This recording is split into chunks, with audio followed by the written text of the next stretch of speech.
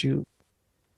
Oh. Okay, and just like that, we are live and via Zoom. I mean, literally worldwide. We're spanning the globe for this one. Welcome to Beers with Brodie, the Sharks Superfan edition. Hello, everybody. Cheers. Hey, hello.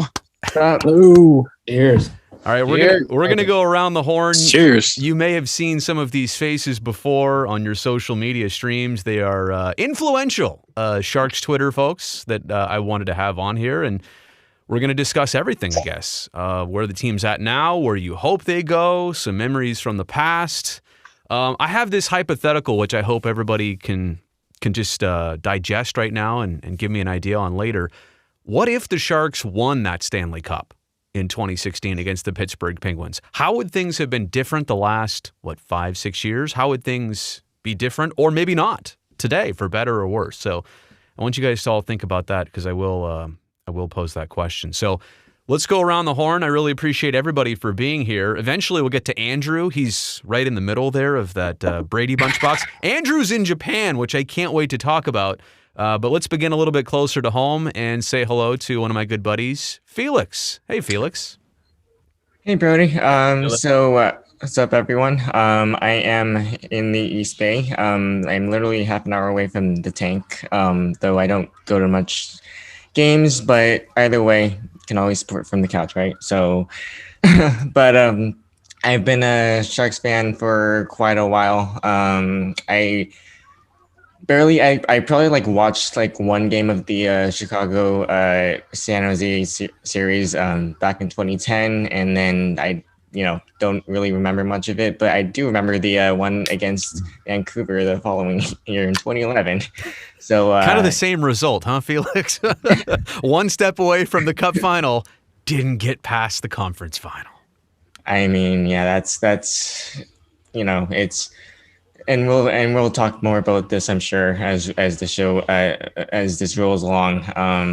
I mean, I guess this is kind of a show, but we'll get more into how the Sharks have just always been there and just never gone over the hump. And of course, as you mentioned, that 2016 run where they were just so close, but no cigar. So. But absolutely thrilled to be on here finally, and of course, thrilled to meet you finally, virtually. You and I have been collaborating on some things for a while, and we're going to keep that rolling. Hopefully, we can get that to the finish line at some point. Absolutely. Discord. So, Felix, you're just to recap, you're about 12 years into your Sharks fandom. Yeah, let's put it that way. Okay, sure. Cool. Well, on that note, we'll hand it off to Eric. He's also an East Bay guy. Eric, I've known for a long time. When was actually your Sharks connection? Was it 91? Do you go all the way back to the beginning? I go all the way back to the beginning. I remember eating dinner at the dining room table with my little Walkman, listening to Dan Rusanowski call the first game on KNEW in on the radio way back when. Yeah, so it's been you're an old since fart. day one. That's right, Shetty. Yeah, exactly. Eric used to walk uphill both ways to school somehow in the snow. That's great. Beautiful Pleasant Hill. So let me ask you this: 31 years. In some ways, it's gone 31 years, but in some ways, hasn't it gone by in 3 years? It's like a roller coaster. You have that buildup, that's a slow buildup, and then next thing you know, you're like on the old Top Gun ride at Great America. You're going for loops, you're going dives, and it's just going all over the place. And next thing you go is where the heck did the time go? What part of the ride is Evander Kane's tenure? Never mind. We'll answer that. AJ, where's my rim shot? And record scratch. You're the sound effects guy, AJ. Come on, we'll get to you in a second. But first, third on the screen, and I'm going left to right, top to bottom here, is Casey. Now, full disclosure, this is Beers with Brodie. I have just cracked a triple IPA. This is Tres Diablos from Danville Brewing. It's 10.2. But here's the deal, Casey. How old are you? I'm 17 years old. Yeah, so you better be drinking your Starbucks only, right? On this episode. You literally are Starbucks. Yeah. I was kind of kidding about that. So tell us your background, Casey. I love having you on, by the way. Oh, thank you so much. I'm delighted to be here. Yeah. So I am also an East Bay guy. I have a YouTube channel, and that's kind of how I've sort of immersed myself into the community of Sharks and A's, etc. I've been a Sharks fan. Like I said, I'm a Bay Area, East Bay guy, so I don't go to the games probably as much as I'd like to. That being said, though, I've probably been a fan about 7 years. I just kind of fell in love with the Sharks ever since, I started watching them when they were on, and it's, they're just such a fun team to watch. And they're fun to talk about on my YouTube channel. So I've definitely, gained a lot of knowledge through just talking about them. And I don't know, just something about them when I first started watching, it just really clicked with me. It was the image, it was, the star players that, we all love and support. So I'm just, really a big fan of all that. And I'm happy to, be on this. And obviously, Brodie, we've talked on the phone during your live streams, and it's just been, it's a pleasure to be on here today. Yeah. So I'm glad to have you. Honestly, Casey, you do a really good job. I've seen some of your videos, and for your age, and it's crazy because you say, "Oh, I've been a Sharks fan for only 7 years," but yeah, you were like 10 when you got into it. What's crazy about that? You and I literally got into the Sharks at about the same age. For me, somewhere between 91 and 93, but realistically, it was 93. It was that first year at SAP Center. Well, the Tank, San Jose Arena, excuse me, before it was a Compact Center and HP Pavilion and everything else. But I went to a Sharks Chicago game right around Christmas of that first season and was just instantly hooked. The atmosphere of the Tank and, being about, I guess I was 12 years old at that point, but about the same age as when you got into it, it hooked me, and being from these parts like you are, like where you grew up here, hockey's not necessarily played on every outdoor rink because there aren't any. So it was unique. It was kind of a specialty thing. And I think that's probably a trend for all of us. So awesome. Great to have you here, Casey. I'll move on to AJ, who's obviously promoting the brand with all the Teal Town USA. AJ, you could basically host this. I don't even need to be here. Yeah, but I'm giving the game the horse eye, and Landeskog just scored. So you're not even watching this stream. You're multitasking. Like you can't even pay attention to this for a couple minutes. You're such a busy guy. You are a multitasker. Are you also indulging tonight in a beverage or no? Oh yeah, of course. Plenty. Oh, excuse me. That's a flex. That's a flex right there, kids. In case this runs long. Wow. I thought he was going to open up a bottle of scotch or something and just outclass all of us. So, AJ, you and I go back at least several years, but give us your background for those who may not know it. For me, it was started at the Cow Palace, went, that first year, went a couple times the second year, and had a great time, but it was like, I'm not about that drive up to the Cow Palace, it's a pain. I'm a South Bay kid. And so when they finally opened up San Jose Arena, my best friend actually worked. Like if you go around, you see all the speakers that are recessed into the ceiling. He put in a large majority of those. Wow. So he knows a lot of the nook and crannies that a lot of people aren't aware of when it comes to that building. But it was once 93, 94 started, having a team finally that San Jose, the South Bay could call their own. That's what triggered it for me. And then, the run and hearing about, Detroit's the heavy favorite. San Jose is going to be lucky to win one of these, and just to see what happened, it was just, it made me a fan for life. And, I've got ticket stubs from that season in multiple playoffs. We all remember Nolan scoring from center ice and all those different fun memories that I'm sure you have too. So and then somehow I got involved with Eric and this whole Teal Town thing happened. I don't know. Well, you guys should have promoted that. And at the end, we'll do the hardest plugs of all. But Felix is part of it too. But Teal Town USA is one of the original Sharks, and I say like fan site. You guys have evolved into actually, legitimately covering the team. I don't even know what to call it because it has evolved so much. But I think every Sharks fan has come across Teal Town USA at some point. So you guys do a great job with that.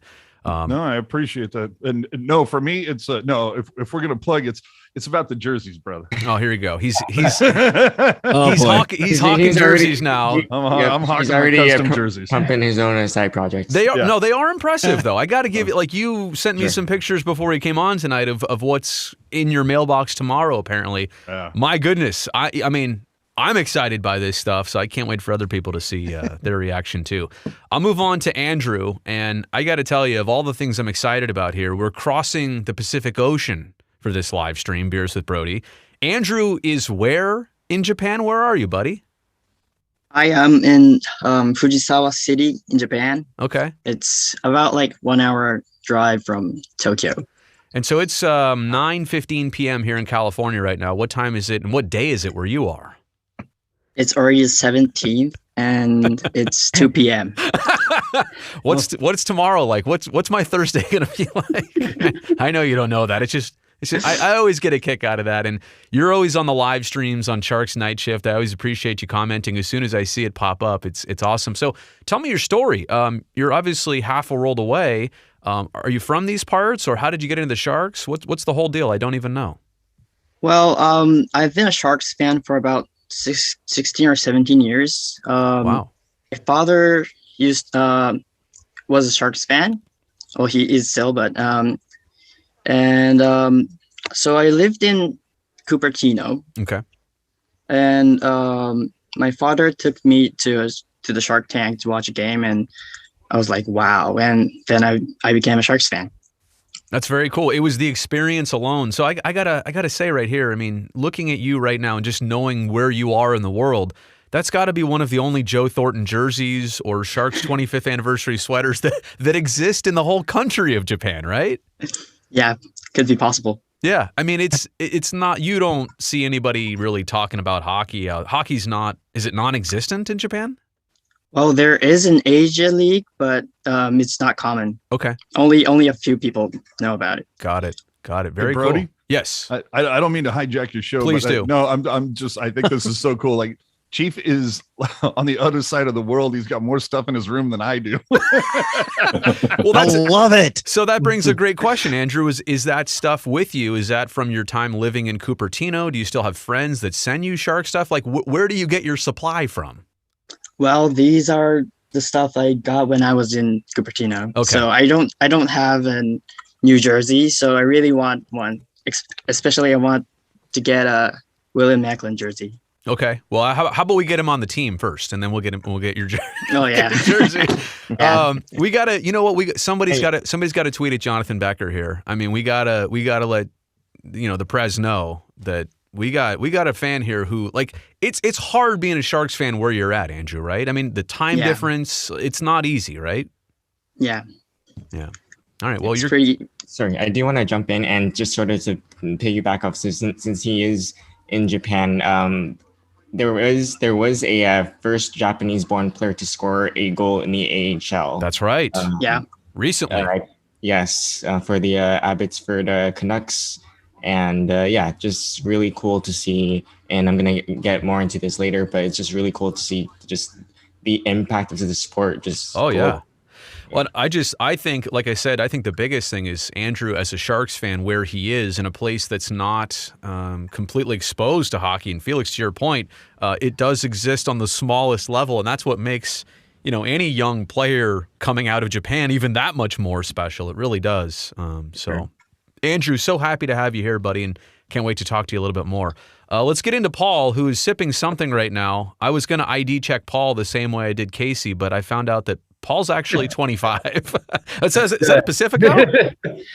They do. I feel like they copied their brand, but it's actually Dust Bowl Brewing from Turlock, California. I like it. Yeah, from the small little city down over here in the valley, if anyone knows where we're from. So are you in the Central Valley, Paul?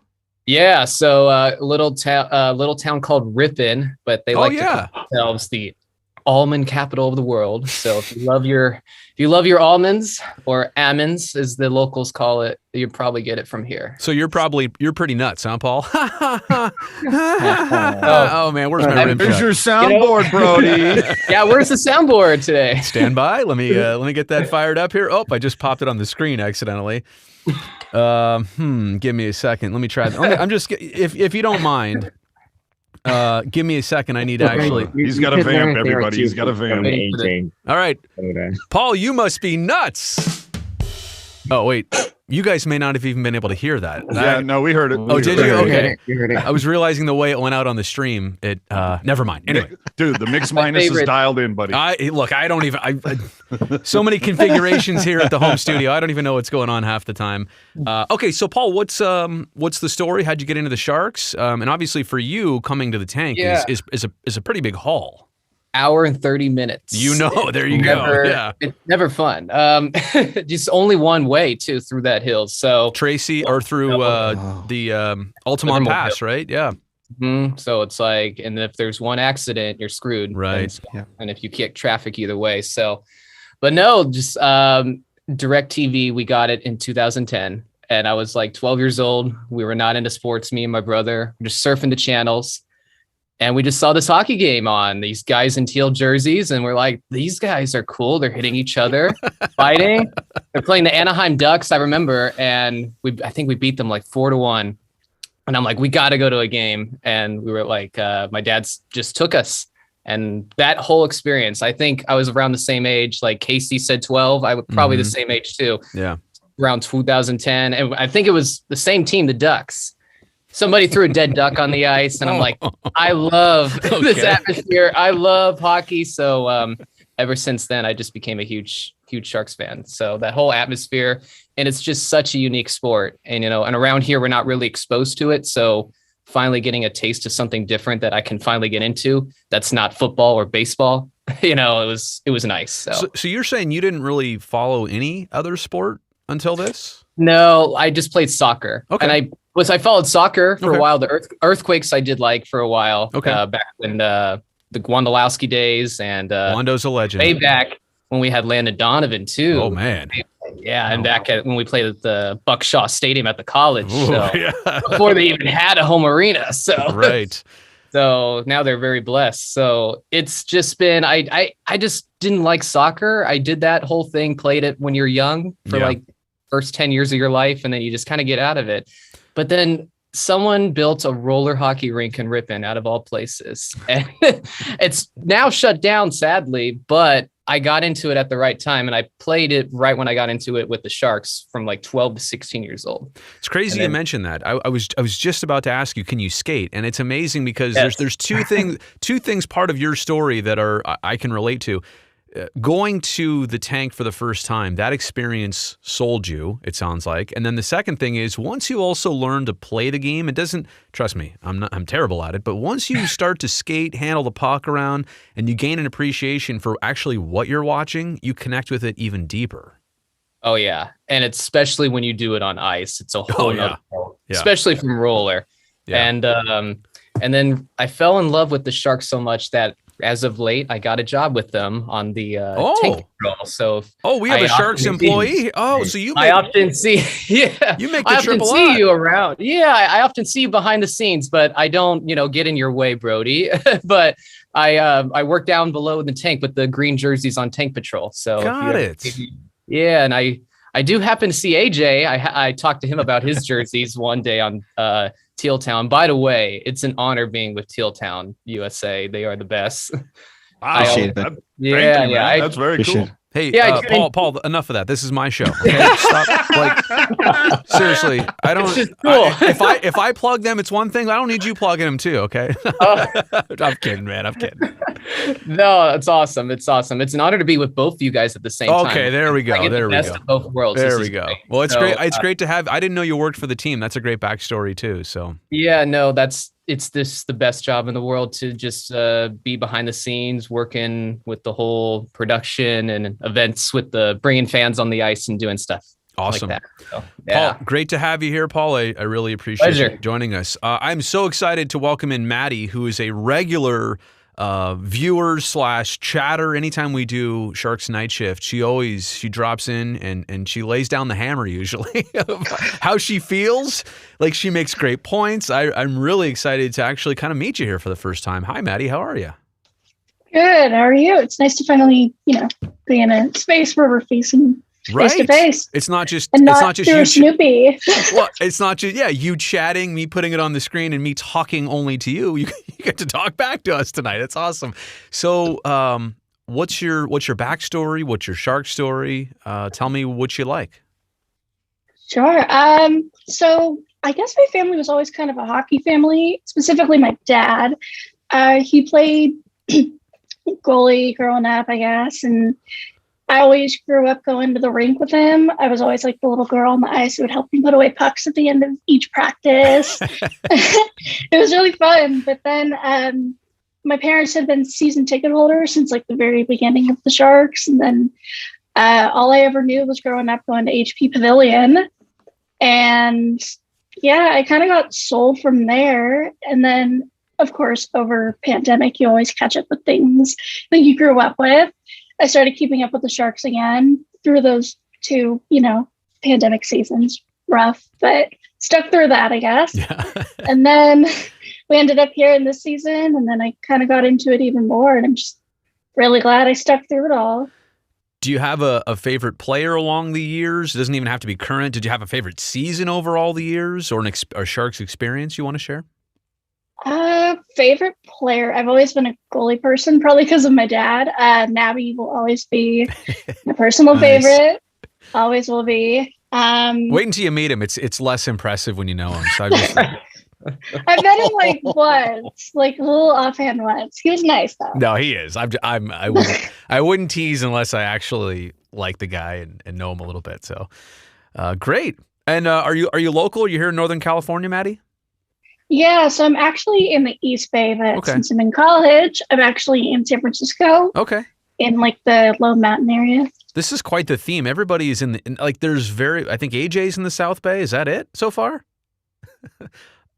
Right? Oh, dude, I'm 12 minutes from the tank door to door. Everybody else is a little bit farther away from SAP Center. So I'll move on to Alden, who I know half the time is in the Hawaiian Islands, which I'm so envious of. Excuse me. So Alden, I appreciate you coming on here. I've gone back and forth with you now for many years, and I always appreciate the way you approach things. So for those who don't know you, give us a little bit of a background.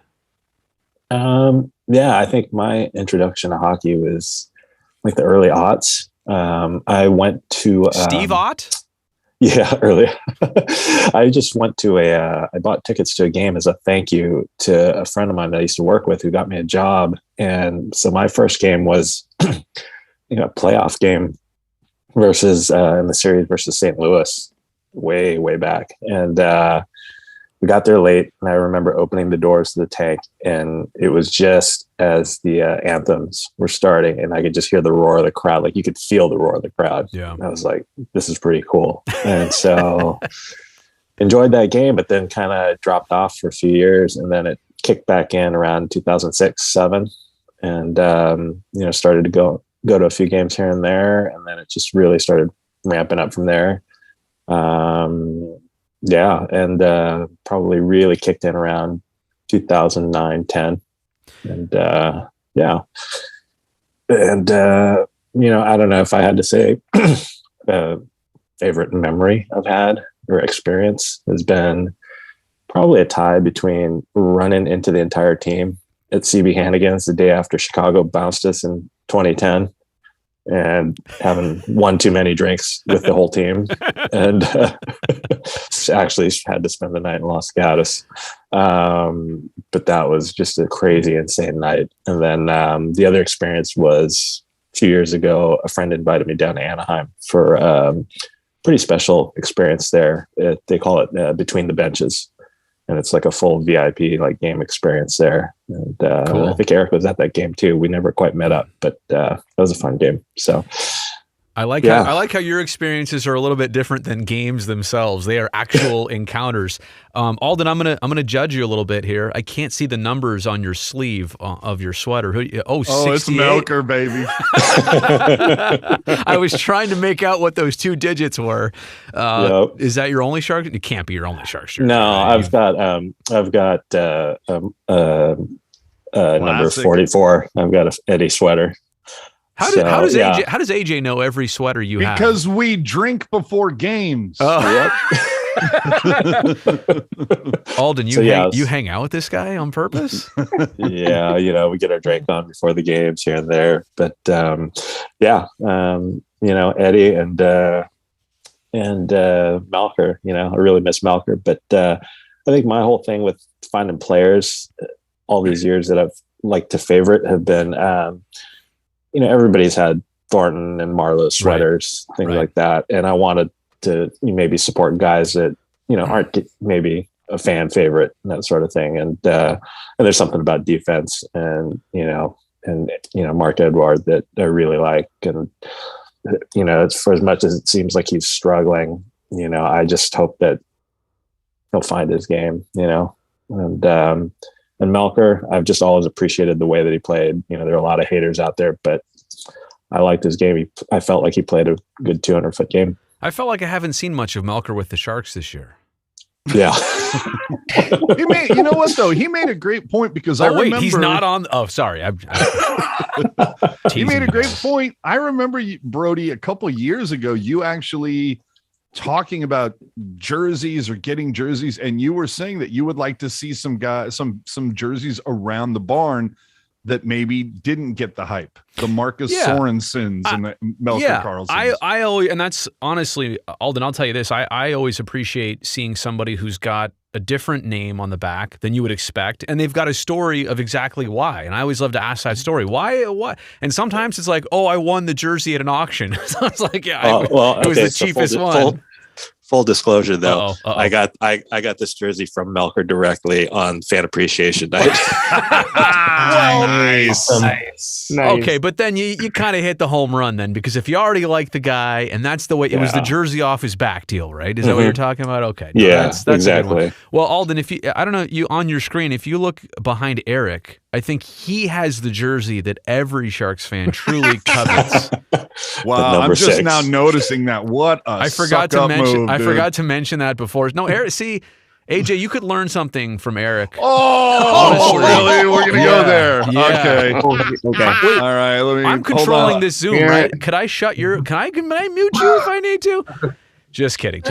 Alden, I'm so glad to have you here, Alden. You've always been one of my favorites. Just like when you interact on Twitter, like when you put something out there and I see it, I'm always like that. I don't know you, like we don't know each other personally, but I feel like I do, and I really do appreciate you. So last but definitely not least, Jeff, you've been waiting like 20 minutes to talk, buddy. I apologize first off. Oh, it's all good. I'm just glad to be here. You just popped up last on the screen, so that's, but last but definitely not least. So I don't know you at all, but I would love to get a background, who you are, where you're from, and your connection to the Sharks. Yeah, man. I'm just glad to be here with everybody. I'm glad to be here with Teal Town guys and, great fans that, this community has opened me up to over the years. I'm also originally an East Bay guy. I live in LA now. Been down here about 6 years. You don't have to say it like a guilty thing because you got Shark stuff all over your walls. Like you're fine. You're fine here. You're safe. Where you're. Oh yeah, no, it's good to be in a safe space. Whatever. But yeah, I've definitely gotten some looks over the years since I've been here with a hat or a sweatshirt or we won it and you didn't. That kind of stuff. Well, except for the jumbo slide and that couple play. Well, then there was the reverse sweep. I guess I don't really. I never liked that poll because it was like, how long did it take LA to win the first one? You know what I mean? Yeah, they've been at it for a little bit longer, and winning a couple. It just they hit well. And I told you guys that I was gonna ask you about what if history happened different. What if the Sharks won the Cup in 2016? I also want to ask the question to you guys later. Are the Sharks just an unlucky franchise? Like, they've got to the conference finals a couple times, and half their team can't even put on their sweaters. Like Ryan Close has a dislocated shoulder for the series. Anyway, do they just run out of luck sometimes? So put that under your guys' hat, because I think sometimes there are things about the franchise. AJ, stop trying to answer right now. Like I told, just wait. Just wait. It's my show. That wasn't you. I was looking at something else and answering your question. Calm down. Jeff. Script's already playing. Yeah. So, Jeff, what got you hooked on the Sharks? I'm a little bit like Paul in that I grew up playing baseball and skateboarding and stuff. I used to go to I don't even know how many A's games a year. Grew up an A's fan. Oh, now we're really bonding. Wait, cheers to that? Come on. Where's my beer sound effect? It's got to be in here somewhere. By the way. Who said that? Oh, Casey. Yeah. So sorry, Jeff. I keep interrupting. Go ahead. All good. I mean, I got to see them in up close and the Giambi area, the Matt Stairs era. So it wasn't until my dad took me to a game when I was 19. And we went to Henry's. He snuck me in there before the game somehow. And I think it was Sharks Wings. And classic.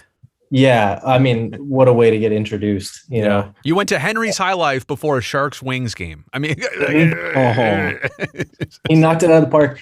And it was so unassuming. He's like, I think my friend gave me tickets. Let's go down there and check it out. And I mean, by the end of the first period, it was like, how have I not watched this? How have I not been into this yet? And I was just completely in love. You know what the best part, Jeff, is? And I go back to my, figuring hockey out and learning it and kind of feeling like I was one of only few of my friends that actually even knew what they were watching.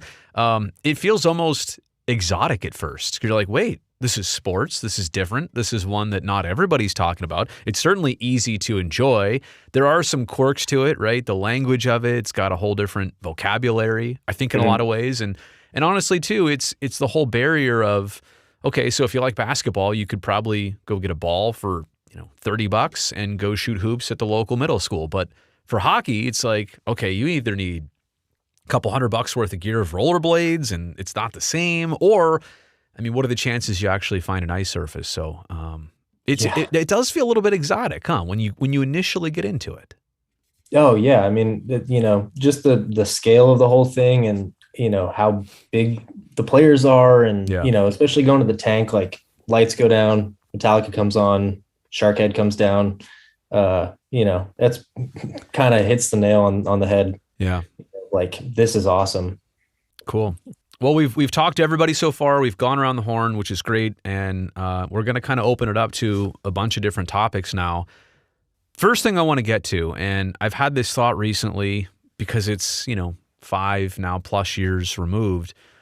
What would have happened if the Sharks, instead of losing the Stanley Cup final to the Pittsburgh Penguins in 2016, what would have happened if they won the Stanley Cup? What would have happened in those days of June following whatever their victorious game and series win was?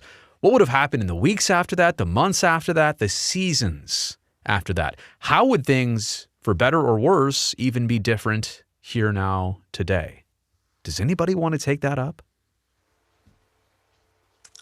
I'll go first. I think we started celebrating for weeks on end. Well, because it was. State the obvious. Let's be honest here. I would still be drunk. Yes. Okay. Got it. Right. I mean, for long timers like a bunch of us here, to experience what we experienced at the Cow Palace, having 28 wins in the first 2 years. I mean, I know Drew Remenda always mentions, fastest to 100 losses in NHL history. To go from that to finally getting over the hump would be something special. But it was also a short, not to get into the particulars, but it was a short summer because they would have had the World Cup of Hockey to get into. Right. But, maybe it makes the Sharks more of a lucrative spot to come to. Anybody else want to give me maybe over the years how things would be different? Casey, you had your hand up there. Yeah, well, one thing I thought about, and I'll touch on over the years, but I think one interesting thing to think about is the fact that the Warriors lost the finals a week in margin from the Sharks losing. And I think, honestly, the excitement for the Sharks just would have been, obviously, Eric, you talked about this, but I think the excitement would have been so very powerful because I think, the Warriors, obviously a huge fan base, they lost it. And for, the Sharks lost it too. For me, it was devastating as a fan of both. So I think really the excitement would have been just so much more than anticipated because, another team loses. Oh, the Sharks win. And I think honestly, for years to come, I think, definitely we probably could have retained a lot of good players. And I honestly think that, hockey in the Bay Area and Northern California as the Sharks being the only team there, I think really a lot more excitement would have been generated. That being said, though, of course, the Sharks are very much a staple in the Bay Area, but I think really it would have kind of put us on the map a little bit more. Yeah.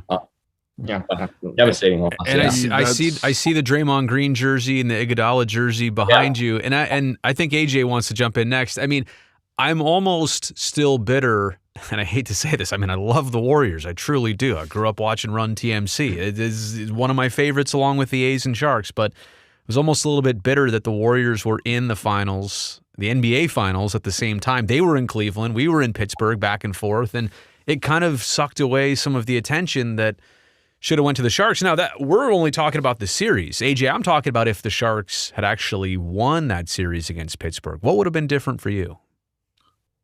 I mean, I don't know that anything would look at the wall behind me. Would anything have changed? Probably. You would still love them. Yeah, you've had better pictures behind you, like you hugging Jumbo. Might be a cup. Right. Yeah. It would be you kissing the cup in downtown San Jose. But how about like today, here in 2022? Would we still kind of be going through a rough patch potentially right now? Maybe. Right. Oh, I don't know. I mean, if see the way that I looked at it. And this is just me probably being a bit of a wiseacre, but maybe sports talk radio would finally be forced to talk about the Sharks and acknowledge them. Hang on a second. I got a sound effect for that. Yeah, no, that ain't happening. Yeah, I know. It's all Giants. Too busy trying to pull some 49ers ratings off a third string wide receiver who doesn't play. Let's talk about that for an hour. Anyway, sorry, continue. No, I think, that is part of it.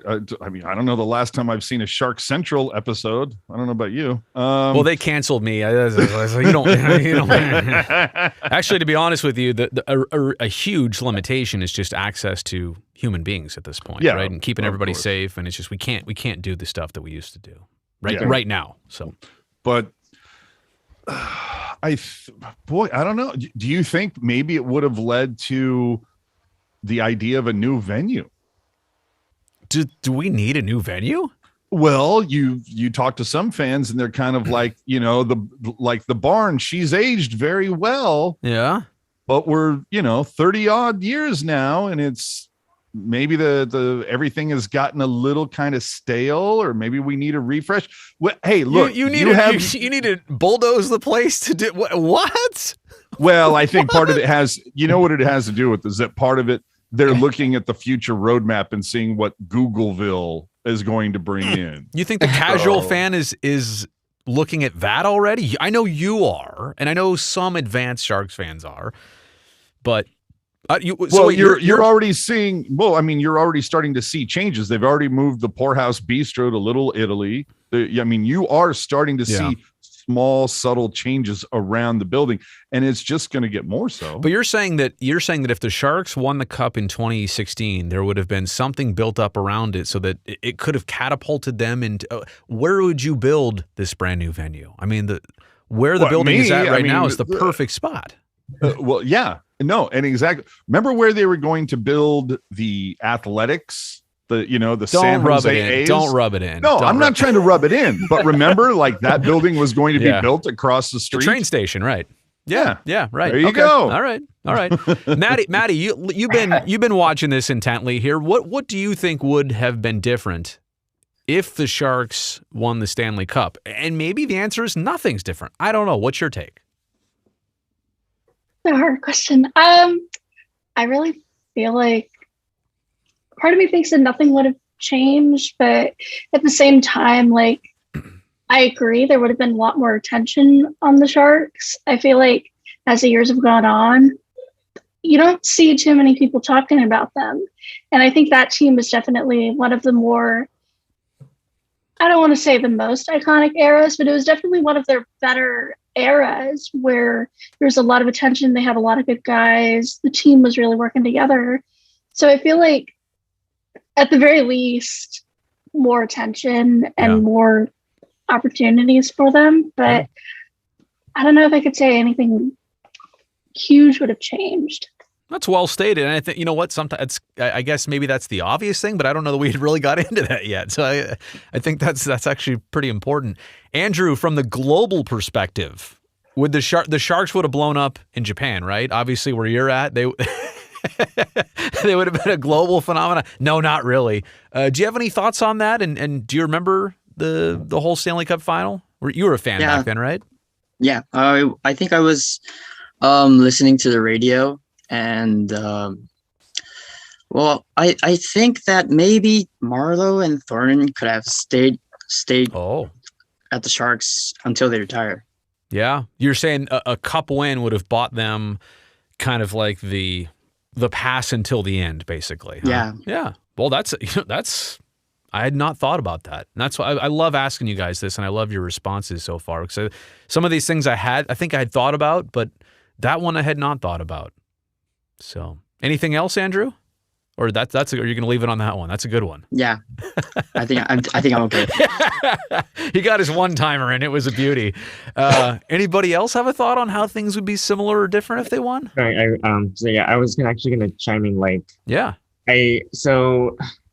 We've talked about, like, and especially as someone who not even talking about like whether or not the Sharks would win a cup, like just as someone who loves to grow the game, let's just say. Like, yes.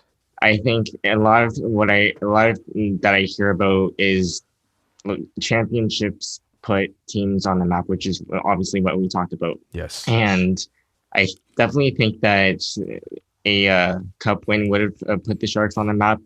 I feel like I'm hoping that, like, if that did happen, it would have slowly, gradually sunk into the roots of California hockey and just grown that a little more, especially here in the Bay Area, and just, I mean, I just feel like it. I don't know that there'd be like, significant changes. As you pointed out about the whole Sharks coverage, which but it. That's the fans saying, like, we want more coverage. Now they got the coverage. Now they're happy. Sorry. And by the way, Felix. This is why not to do a shameless plug here, but this is why Tealtown USA exists too. So, but you know what, Felix, you're allowed to plug it. Okay, it's just, and Eric is too humble to do it. AJ is just gonna, peacock himself around like, hey. So Felix, we get the peacock stream promo in there, yeah, Brodie. if you want to watch the Olympics, the peacock app. But anyway, like, so. I mean, again, no, but in all seriousness, though, it's why, Tealtown US exists. It's why, multiple podcasts such as your own, exist, and why you love talking about the Sharks, and, and not to put the Discord, promote the Discord project, on here, like heck, but it's about the community, and I feel like, a Stanley Cup win would have definitely juiced up the community a heck of a lot more. But for me, the hockey community, the Sharks community is absolutely just tremendous. And I think, the more we grow the community, just the better, for the sport. And like, I just feel like this sport is just so unique, as you mentioned, it deserves to be grown, in my opinion. But no, there might have, long story short, there might not have been huge changes, but I feel like, more people would have been perhaps exposed to it a little more, and it definitely would taken an interest in it. It would not have hurt, right? Like that. It only would have boosted in one way. Mm-hmm. Does anybody else have a closing thought on this? I've got another topic to get to. Is there any other thoughts on this? Yeah, I'll piggyback on that Andrew's thing, where I think Andrew took some of the words out of my mouth, and that I think had we won, Jumbo and Patty, maybe they stick around longer, but also maybe they would have possibly gone out on top. Oh, and then I think in the longer view, as far as the couple of years following a win. Yeah, maybe much doesn't change as far as the team. because of contracts and things like that. Maybe we don't lose Pavs. But the thing I'm thinking about is, we win a cup and it makes us a destination for players. One, because, people have heard so many good things about just San Jose and the way Doug Wilson, deals with people. But also, do we win the Tavares lottery? Oh, that's right. Yeah. So all that's the what I deep was thinking. diving here. No, that's what I'm thinking about the alternate universe here. And you're right. I mean, some of these things are chain reactions that could have led to something else. And obviously if you won the Tavares thing, you were definitely not in line for signing Erik Karlsson the way it happened. And I don't know, what's the chain reaction of that? I'm not here to say good, bad, any different. I'm just saying that this is a totally different world of what you're suggesting. All right. That's pretty deep stuff there, Alden. And I think too, it's possible that we could have found ourselves in the same situation here in 2022 where the team's, struggling, trying to retool, trying to get themselves out of it. But I agree with kind of what you were alluding to. Probably 2017, 18, and 19 would have instantly went better because of winning a cup. Does everybody agree about that? 19 didn't go too terribly. Well, was it a great regular season, or was it just the reason of this shirt, right? Like, did this alone make 2019 great?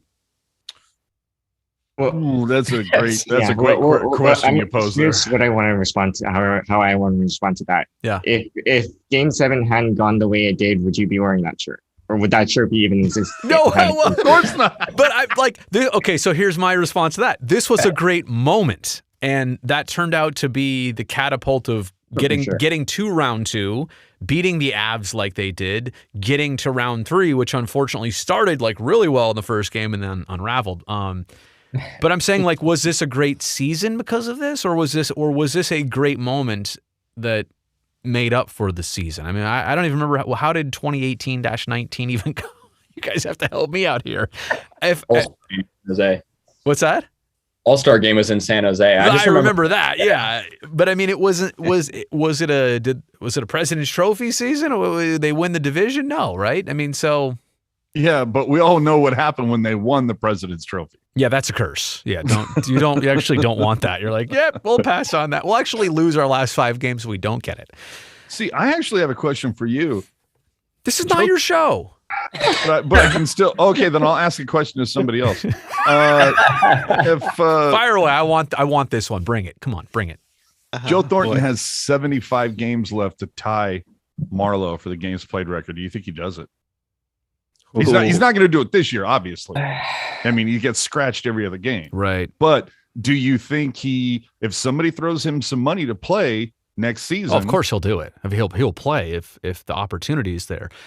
But do you think he's that kind of guy that he's so aware of the duality that Marlowe and him have? Do you think he would like literally go up to like 1768 and be like, okay, that's a career. Thanks. I'm going to go play in Switzerland. Fatty, hey, Fatty, come back for the boys. Hey, you got to come back and play, Fatty. It's not even that he would see it as a Patty Joe thing. He would see it as Jumbo can have the chance to do it type thing, So I think he would. That's wow. That's deep though. Right? I guess I wasn't even on my radar, to be honest with you. So, all right. So gives you something to talk to Curtis about tomorrow. He pretends like he actually played with those guys. I don't know. I don't think that's true.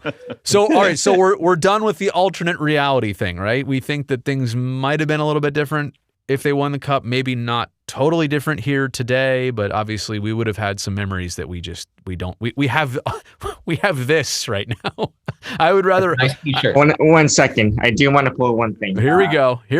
Uh-oh. I'm almost nervous here. Like, show and tell. You got a drum roll?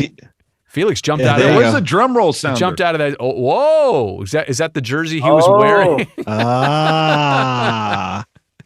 Breaking out the cup final jersey. That number would have definitely stayed signed. Oh, whoa. See, there's another one, right? I mean, if you win a cup, how do you not retain Joe Pavelski after that, right? Yeah. Well, I guess, that was before. the whole Pavelski payback game. But yeah, to the point, I think some people would have been locked in. Some people would have had more of the lifetime pass thing. So I think that's definitely part of it too. All right. We'll close that one off. Let's get to probably the burning topic, and it's the obvious one here that everybody would want to discuss. And I'm not here to say that I don't want you guys to turn this into a complaining session about why the Sharks are where they are, or if you don't, you could point fingers if you want. I mean, you guys know it's not my thing, whatever. But here's really where I want to take this. We know where the Sharks are at right now.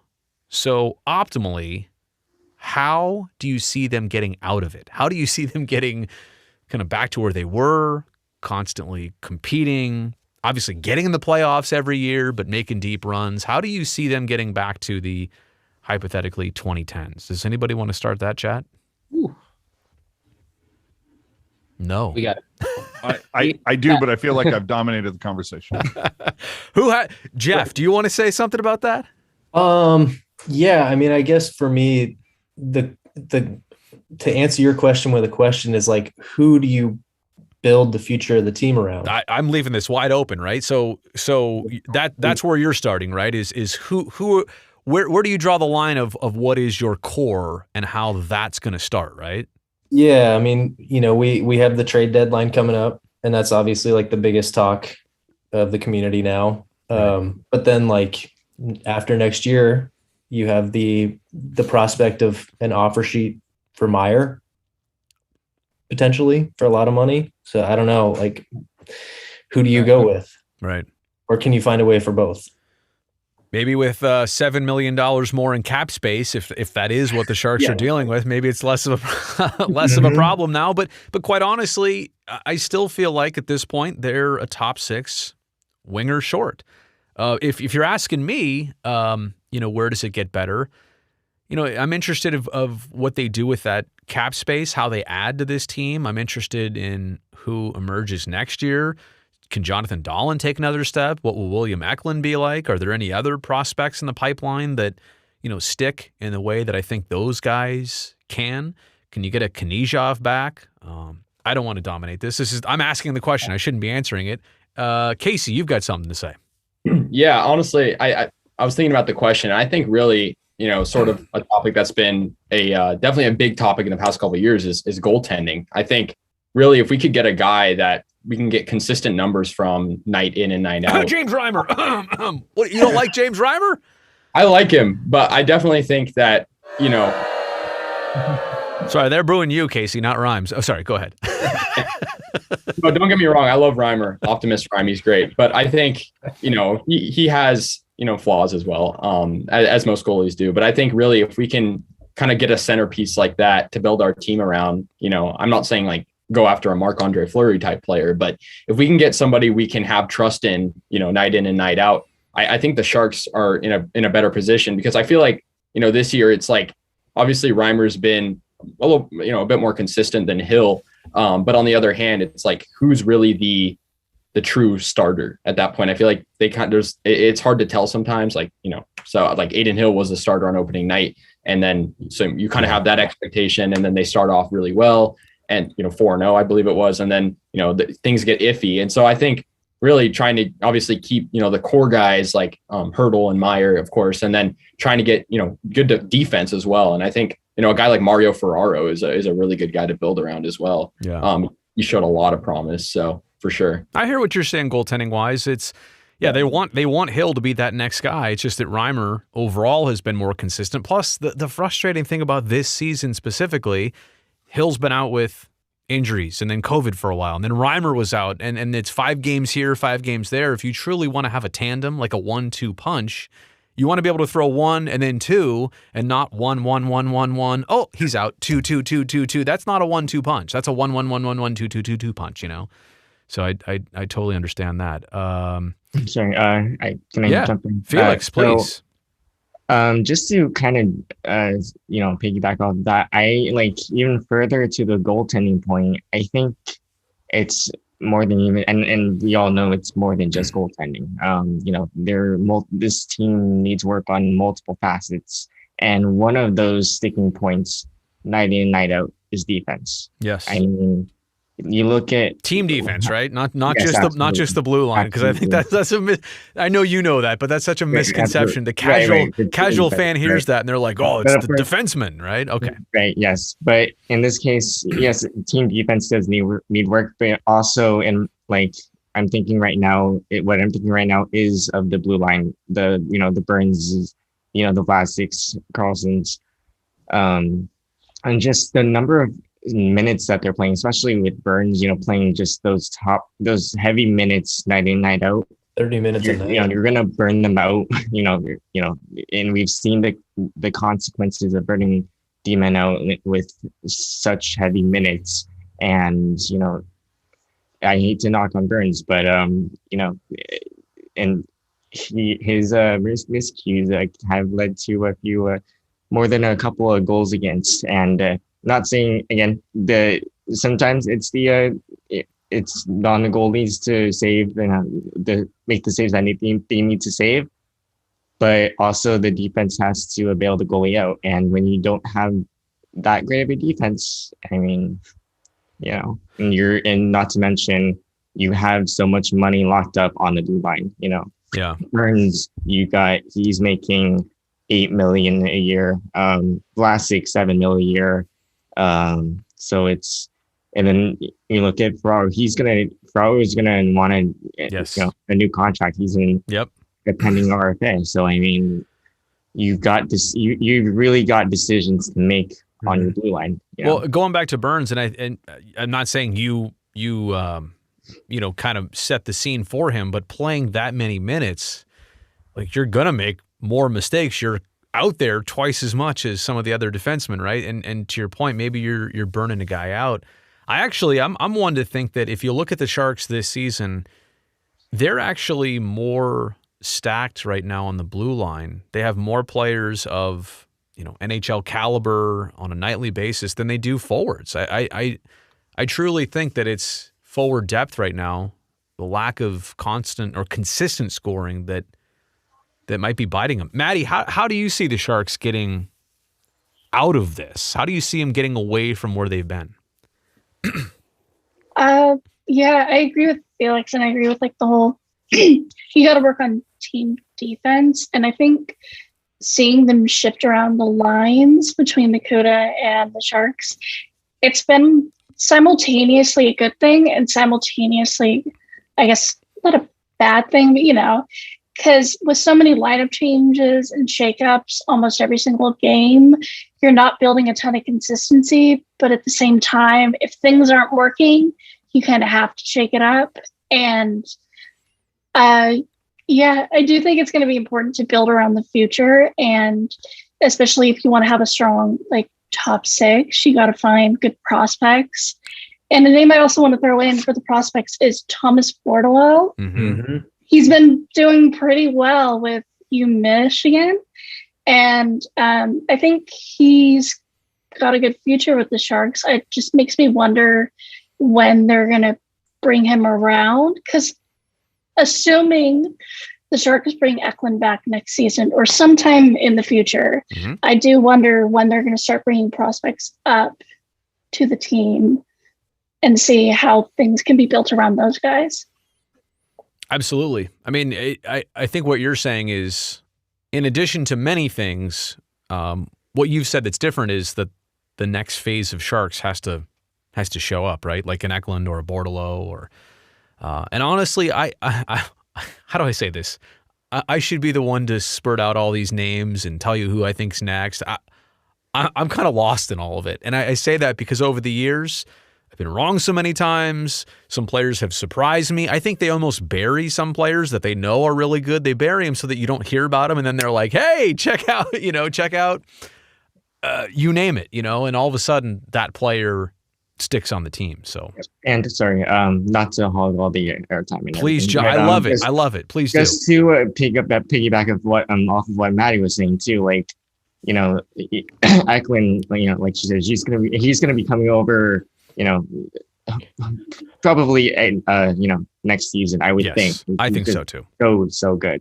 But you look at the Eklunds, the Bordelots that are coming in, And the one thing that I'm wondering, quite frankly, since Maddie mentions about the next star for this team, for a team that quite frankly hasn't really had, like, aside from the Jumbos and Patties, right, and like the Cooches, you can argue Tomas Hurdle, they haven't really had that star power to really talk about, for people to really talk about. So I'm really interested in seeing who takes the reins, especially for a team that, quite frankly, right now doesn't seem to have a whole bunch of leadership. Okay. All right. So leadership and depth is kind of what you're going at. And I should also say that maybe Mario Ferraro could, I think he could definitely be a part of that future leadership group. But again, who's going to be, the star that really leads this team? Paul, do you have a thought on what gets the Sharks out of where they're at right now? I think Maddie and Felix hit it on the right points, but I think the Sharks have been consistently inconsistent the last few seasons. Yeah. And we're at a very danger point or critical point these next few weeks. They define where we go. And we have guys that we need to re-sign, not just Hurdle. We talk about Hurdle, but we got Ferraro and other guys alike down the pipeline, and other ones down the future with the limited cap space that we have. And we still don't know for months what the Evander Kane arbitration is going to set for us. Right. And we're not going to know in time for the trade deadline. So that it just puts so much stress on what the front office has to do in these next few weeks, and as well as the team, where they want to go. But the way I look at it, we're seventh place now. And these, the other teams still have games to make up, right. And we don't even have Erik Karlsson until mid-March. I mean, we did have the good news that we have, but I wouldn't even want to rush him at this point, even if he could join. I just rather at this point. I've seen people say that we got to focus around the two, Hurdle and or do we trade them? So I don't know. It's like, what do we do at this point? Just because. It's like we need young people to fill in the gap, because we've tapped in the Barracuda as much as we can. And I've loved it. Yeah. Don't get me wrong, but I feel like we've kind of hit the finish line with what we can do with the Barracuda team at this point. Humble brag, but I am wearing that jersey. What's that, Felix? I said I am humble brag, but I am wearing a Hurdle Heritage jersey right now. Well, you seem to pull out all the Magic jerseys. You got the Pavelski Finals jersey too, which is cool. And I've got more. Yeah, the Ferraros, the Jumbos. Nice. 355s. Yeah. Alden, do you have a thought on what gets the Sharks out of where they're at right now? I think, I'm probably more pessimistic in that, we've got all of these huge contracts, and that's not a criticism of any of those players. That's just, they earn their big ticket. And this is just where we find ourselves right now. But I think, I got a bad feeling we're going to lose Hurdle. That's just me. But, again, we also are going to have to worry about the Timo Meyers and the Mario Ferraros, things like that. And I think the team in general has been, or Doug Wilson has been using that term reset for years now, and I just feel like we might be staring the rebuild in the face here. And when you say lose Hurdle, how do you think he'll be lost? Is it straight up UFA this summer, or trade him before the deadline? I think probably trade at the deadline, because I don't think we're gonna just let him walk, without getting something for it. That's not to say that I don't think that that Doug Wilson and Joe Will are going to, work their butts off to get a deal done. Right. Because, he's done, Doug Wilson has done some pretty magical things in the past. So I'm not ruling that out just yet, but I got a bad feeling about it. I feel like we've had so much luck, with guys taking hometown discounts and things along the way. And I just feel like we might be running out of luck. But but we do have some young guys that I think, again, the whole consistency thing, right? With guys rotating in and out. I mean, I like Magna, I like Middleton, and, some of the other guys that we've seen. And I just think that given more time, some of the other players that have been up, maybe they get another chance to show themselves, that maybe, we're getting those players to that point as well, where they might be able to play, stick in the NHL. But yeah, I think there's so many things, to worry about. We've talked about goalies. And I think, I love Rhymes. I loved him when we had him the first time, was sad when he left, was glad when he came back. And I think, and with Aiden Hill, he's just had some bad luck with injuries. Yeah. And I just think the one thing I think he's got going for him is his youth. Yeah. And I just think that, already it feels like a lot of people are, or maybe more casual fans have kind of written him off, but I think there's still a huge upside. And I think he just needs that, to be healthy and to have that time to play. And I think, I think the jury's still out on him. And I think, I'm willing to give him that chance. Sure. And yeah, but I think, yeah, our offense, yeah, we need more depth, certainly. But hopefully we can find some, and I'm still holding out hope that, like some of the guys that we've got, again, I think I just tend to like the guys that nobody seems to like. I'm a big fan of Cogs and Bones. And I just hope that, those guys can pick up their numbers too. I just feel like they're working their butts off, and the things that you don't see in stats, they're working hard, and it's just some bad bounces, maybe they get some lucky bounces and things turn around. So. All right. I dig that. AJ looks like he's about to pop off here. AJ, what gets you happy again? What gets you going to playoff games again? How did the Sharks get away from where they've been? And I'm gonna give you about 90 seconds, because I think you could probably go about 90 minutes on this. No, and I know I'm going to get, because there's a whole contingent of people go, oh, AJ just hates Erik Karlsson. I don't hate Erik Karlsson. Yeah, okay, so we know where he's going. Here we go. Yeah. No, it's who did you lose before you brought in Erik Karlsson, right? It was you lost Donskoi, you lost Pavelski, you lost Nyquist. Those players that season, 112 points. Did you think Erik Karlsson was going to make up all of those on his own? So,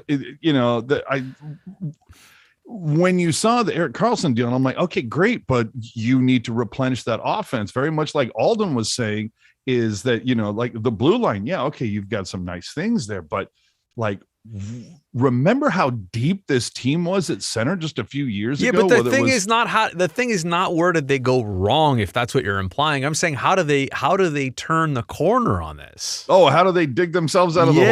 Okay. Yeah. All right. Well, I mean, hang on, you're reshuffling the deck. Yeah, I got to reshuffle the deck. I mean, look, John Leonard got a lot of looks like last season, hasn't gotten much this year. So you're kind of going, wonder what's going on there. Same thing with Shemolevsky. Like, he was getting some looks this year for some reason, not so much. You even saw Halbgewachs get some decent looks up with the team. I don't know how you said that, but I still can't say his name. Try, yeah, okay. It's only 3 syllables. Halbgewachs. That's it. Then it was Halbgewachs. No, 3 syllables. Halbgewachs. I can't believe you're telling the pre and post-game host how to say this. I thought I'd go to the school of Dan Rusanowski. Score! You do have a pronunciation guide, right, Brodie? Yeah, but you know what it is, though? We've actually spoken to Jaden's mother at a Barracuda game. Okay, that's Teal Town going too deep here. All right. Too deep. So she told us how to pronounce it correctly. So anyway. Sorry. But yeah, the only way that if see, that's the other thing too, is you can sit there and go, well, the Sharks need a new GM. I'm not against that per se. I mean, Doug Wilson had an incredible run. But I mean, the numbers speak for themselves. Those are the facts. But let's be honest. The Sharks are about 2 losses away from, that they're going to miss the playoffs for the 3rd straight time, in the first time ever in franchise history. Does the team owner, Hasso Plattner, hold him accountable for that? Does he say, you know what, Wilson, you've built up so much cachet over those first 15 years. I'm going to give you the opportunity to right the ship. But it still comes down to whether it's Doug Wilson or a different general manager, they're still going to have to deal with the contracts of Couture and Vlasic and Carlson and Burns. I mean, you know, like, unless these guys start playing up to their deals, I mean, you had some people looking at Timo Meier last year kind of biting their knuckles a little bit. And then all of a sudden this season, it's like, yes, this is the guy that we've paid for. This is what, you know, this is what we've expected. But to get back to Alden's point, I'm kind of in the same boat with him. I kind of feel like Hertl might be looking at the tea leaves and saying, you know what? I think it's going to get worse before it gets better. And I want to win now. And it's been great. But, you know, maybe it's time to get out. And look, you look at Brandon Coe, Thomas Bordeleau, Daniil Gushkin, Ozzy Weisblatt, obviously Eklund. You even look at that kid, who what's his name? Gaudreau? Ben Gaudreau. Mm-hmm. Yeah. Yep. You look at him and it's kind of like maybe, and I know Wilson is so reticent to admit defeat. And I'm not saying it's defeat, but it's just like, look, things are not going well. Just say the big R word, the one that, you know, you can say reset, refresh, replenish, whatever. This team, you had an amazing run all this time. It's time for a rebuild. You've got Doug Wilson Jr. has, for me, put the most exciting group in place that I can remember ever. You didn't, you know, I'm hearing about a lot of these names. I never heard about picks as much as I've heard about them since Junior has taken over. So you bring in, look at William Eklund. Like people were. Were you disappointed when they sent him back? I actually was surprised and a tad disappointed. No, you know what? I wasn't disappointed because I didn't have high expectations this season. And that's a great kind of like over the long term. That's actually a really good point. I liked him in the 9 games we saw, but then I also I went deep into, you know, realistic Brazil brain and said, wait a second, what's he look like in March in this league? Don't burn that first year. Yeah, don't burn that first year. And maybe, I'm not saying that Hertl's going to get the return that Ottawa got for Erik Karlsson, but that should be some pretty significant pieces. Right. You're definitely going to get at least a first rounder. If, you know, that's like, if somebody, Jerk loves to say, when somebody goes, hey, Doug, let's talk about Hertl. And if that first word isn't out, so my next year's first rounder, if that's not it, you hang up the phone. Like if it doesn't start with first rounder. But I mean, I'm the biggest Tomas Hertl fan. I'm telling you, these project jerseys that I'm doing, half of them have Hertl on the back because I'm such a huge fan. But I'm looking at the future roadmap for this team. And I hate to admit it, I think the best thing for this team would be to use him for the value. He's never going to have any more value than he has right now. So do you like enough things that they've already got going, and you're saying you want more of that trend? You want a couple more Eklunds, basically, and a Dahlin. You want a Knizhov, and you want a couple more of those, huh? I think there's enough in the pipeline that I think like they could suck for another year, and then after that you could start to see, you know, it build back up. And I'm here for that. I've lived through that with other teams but at least I feel like there's a roadmap where right now it's kind of like everything's in limbo. It's because let's say that they do extend Hertl for 8 years and give him 8x8 or something commiserate with Logan's contract, which they would obviously have to do. Sure. So at that point, then it's kind of like, okay, so you have your number 1 and your number 2 center. You look at all that money on the blue line, and now we've paid all this money to him, and plus we got to get, you know, there's Ferraro, we got to build around him, and you know, and then what about Barabanov? Keep your goalies happy. Yeah, Barabanov's another one. Yep. Yeah. So it's like there's and the cap's going up a whole $1 million if that. You know, it's just you run out of space quick. Right. That's another thing. Sorry to cut this thing short, but I actually have to run because my mom does have a bedtime, and but yeah, just to kind of wrap things up on my end. First of all, absolute thrill to again just super stoked to finally meet you virtually, Brodie. And obviously we'll talk more in the DMs. Yes. And my final thoughts, which I know will come for the rest of them, for the rest of y'all, that will come later, much later tonight. But my final thoughts are, boy, it's been a treat to watch the Sharks' best players be their best players, for the longest time, and just watch the playoff runs that I've seen, and just watch them succeed, even though they've fallen short of, the goal of winning a Stanley Cup.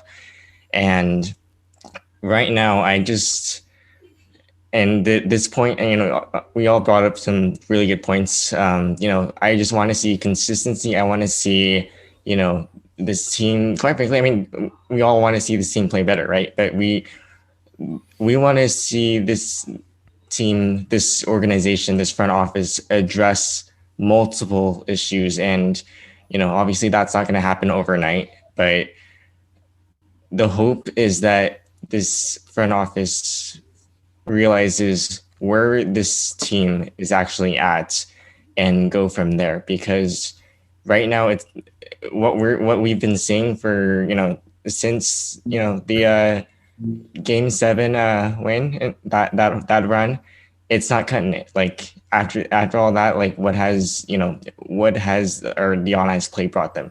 Like really, it's just been frustration, right? So hopefully they'll, finally call it a rebuild, and they're gonna have to make some really, really tough decisions. The hurdle, do you keep or trade Hurdle? I hate to say it, but I agree with AJ, and and a number of people who are also on board of the trade Hurdle for better assets for the Sharks. Essentially build for the future. Accumulate those draft picks, get those prospects developed. That's what they need right now, and that way they can really actually, move on to hopefully a better version of the future Sharks, and get back in the hunt again. Felix, I appreciate that, man, and we'll let you sign off. And I hope you have nightmares of Sharky attacking you tonight. Now that you've talked Sharks, but right before you go to bed, I'm kidding, man. A pleasure. The feelings are mutual, and thank you so much for all your support and for being here. I really, really appreciate you. And of course, on that note, I will also sign off with this. I am going to let AJ and Puck Guy promote Teal Town USA. Well, Puck Guy can. Eric can do that. AJ's on although I do like AJ's sweater. I think that's a good logo. He's got the shark around the state of California. So, anyway, I might let him plug his jerseys later. All right. Felix, have a good night, buddy. Thank you so much for being here. Kind of on that note, I mean, I've asked you guys two big questions. We went into, how would the Sharks have been different if they won a cup, and how did they get out of this? Is there anything burning on your guys' minds that you either want to talk about, or you want to talk to me about, or you want to talk to yourselves about? I don't want to control this entire thing. I want to leave it a little bit flexible and wide open. Is there anything on anybody's mind? New pregame host? Oh, wow. Okay, Curtis. That's Curtis's one joke. Oh, I thought Laura was coming in here tonight. Yeah, football's over. Oh yeah, okay, great, Brownie. I mean, you wish, but that's not going to happen. So that gets the old.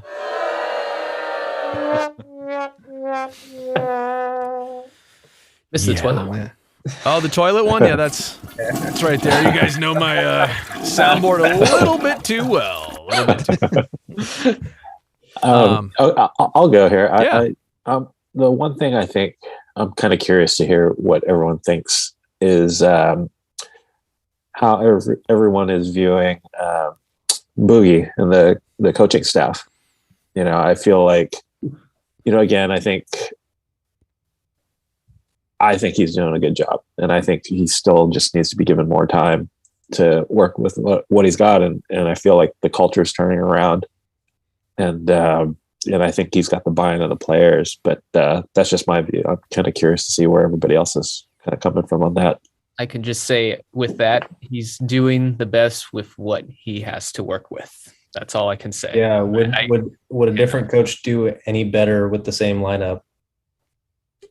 I think, you could have the best coach in there right now, the number one. I think what's his face from Tampa Bay. I don't think it would make a difference, in my opinion.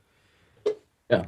I think he's definitely impressed me for what he's got. I think, he was kind of put into that role, kind of last minute and, after DeBoer. And I just think, my expectations initially weren't super high, but, from seeing him, obviously we haven't had playoff level excitement, but I think for what he's got, he's doing the best he can do for sure. Don't you guys think that the hardest thing is obviously to win games in this league, to get your team to be a playoff team in this league, but even deeper than that, maybe even harder than that, is to turn around culture of a team that kind of lost its way, especially last year and especially over the last couple years. And I think even, after a game like the other night, the Sharks are disappointed because the way they not only lost to Edmonton, got shut out, but the way they lost, and they know they're better than that. Teams of the last 2 prior years, it would have been like, yeah, so what? We lost to Edmonton, and that's all you hear about it. So I know for sure there is a culture shift inside that room, and it's an improvement. Now, does that translate to the ultimate wins and losses they need? Obviously, that's how a head coach in any sport is judged.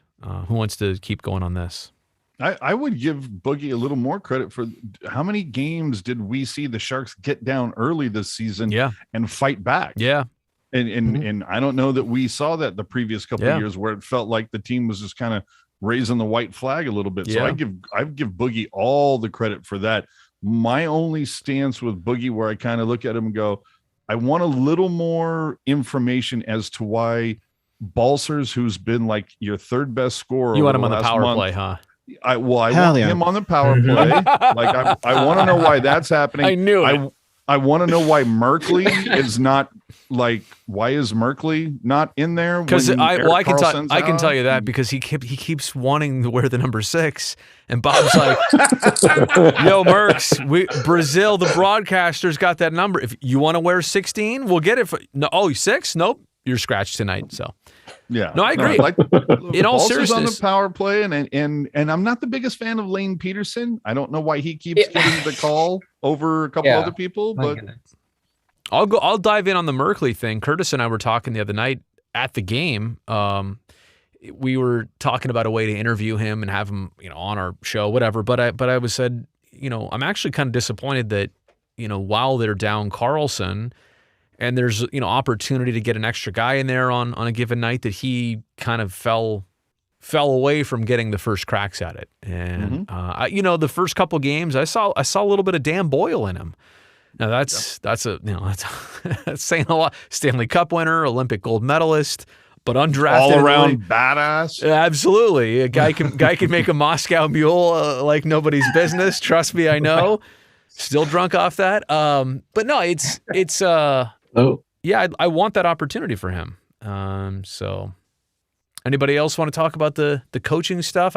I'll just say I think the general theme is that, and you guys have stated this already, he has taken a team that is not the best version of the Sharks ever, and made them competitive. He's given them a flavor. He's given them a lot. There's still a ways to go.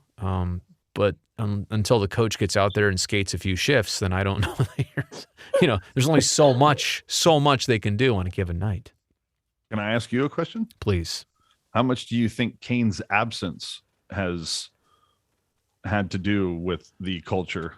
I think so. Here's an interesting way to put it. Going into, was it 2 nights ago now?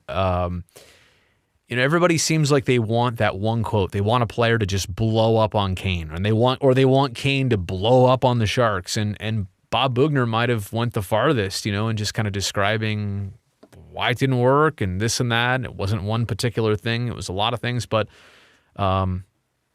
I definitely think it's more about what's not said. It's the body language of these players. And when they pump up how good the team is vibing this year, it's almost like Don't read the quote word for word. Take what you know, put it in the big picture, and evaluate that. And to be honest, I'm a guy who had enough interactions with Evander over the years to I would think I'm a good judge of people, at least instantly, where I can say, okay, there's something wrong or there's something going on there, that this is not a good dude, or this something's fishy here. I never got that with him. I honestly never did. But I think what you can see in people who either said as much or quite honestly didn't say as much but alluded to it, that there were enough people kind of not wanting his return. And the Sharks literally, I mean, how many times in pro sports do you have a 30 goal scorer type player, type impact player, and you hold them away from your team? In the NFL, they don't do that, at least not that I'm aware of on a regular basis. But it's so important to the room. It's so important to a hockey team to not, in kind of the way that they started this year, to not disrupt that. It was made very clear that it would have complicated things. So sorry, I know this is a long, drawn-out answer, but I think it's a significant deal that the Sharks, as a franchise, decided to back their players, or enough of the players who spoke out or made it very clear that they were better off without him. Again, Evander's going to be a good player for the Oilers. That's just the way it's going to happen. Maybe the Sharks do or don't owe him anything with the grievance process, but so long as they can turn a chapter and use that cap money to move on, I think they're also happy too. Now, to be fair, I mean, if you want to talk about how good your character judgment is, I'm here. So I promised you this, and I it's one of those, it's a charity case, AJ. It's where, that's what I looked at. I'm like, you might want to reassess how good it is. I knew you'd be watching this if you weren't on it, and I could see your face. I could see the depression, the anger. You're like watching. Oh, tears. You're watching your buddy Alden here. Eric always tears it up. Felix was jumping in. Like it was basically Teal Town minus AJ. So I didn't want that to happen. No, that's all right. What else is on everybody else's Sharks radar? Or do you want to go outside the Sharks? Do you want to go something else in hockey? What's on anybody else's mind? I just want to say one more thing about the Kane thing. I completely agree about what players aren't saying. But the one quote that I always think of that stuck out to me was towards the end of his suspension this season. Somebody asked Couture if he had talked to him. Right. And I think his answer was along the lines of like, I haven't talked to him and I don't know anybody on the team that has. Right. And like, to me, that was like the most, telling comment, because hockey players and teams are so tight together, and, they're tight on the rink, and outside of it, even when they go to different teams, they always communicate. And that was like by far the most telling quote to me of like where they were as far as wanting to be involved with him, even as a person. Encanto, that new movie, they made a Sharks remix. It's like, we don't talk about Kaner. You guys know that? If you don't have a kid, you may not know that. It's we don't talk about Bruno. Never mind. I took it too far. Hey, Andrew, what can you tell us? I don't mean to isolate on you and focus back on this, but I'm so fascinated that you're literally so far away physically from the rest of us. What's life like in Japan right now through the pandemic? And you don't need to tell us what you do on a day-to-day basis, but what's life like out there right now? Well, everybody's pretty much vaccinated, and I think people who got caught COVID is less than other countries, most countries. But especially sports, they still have a rule to for the audience to have a mask on, and we can't even shout, and it's really boring. So I'm a soccer fan as well in Japan. Okay. Oh. And I usually go there and cheer for them, but we really can't do anything. So I'm really jealous of watching people like shout out in the tank. It's super jealous. All right. Is it getting better over there? Or are things bad? Honestly, I'm admittedly only selfish in the sense that I track cases and things and how the situation is regionally, also in our country, but I really haven't thought about it from a global perspective. Well, it's not that disastrous in Japan, but it's not good. It's kind of getting worse. So I really hope that the damage is over and it gets better and better. So in America, there's the whole work from home culture. I don't obviously I've been going to work now for more than a year and kind of in the full swing of that and taking every precaution clearly. But is it a work from home thing in Japan or are people going to work? What's it like? Well, I think people go to work even in this COVID situation. Japan is kind of late in using those online systems, so I think that's why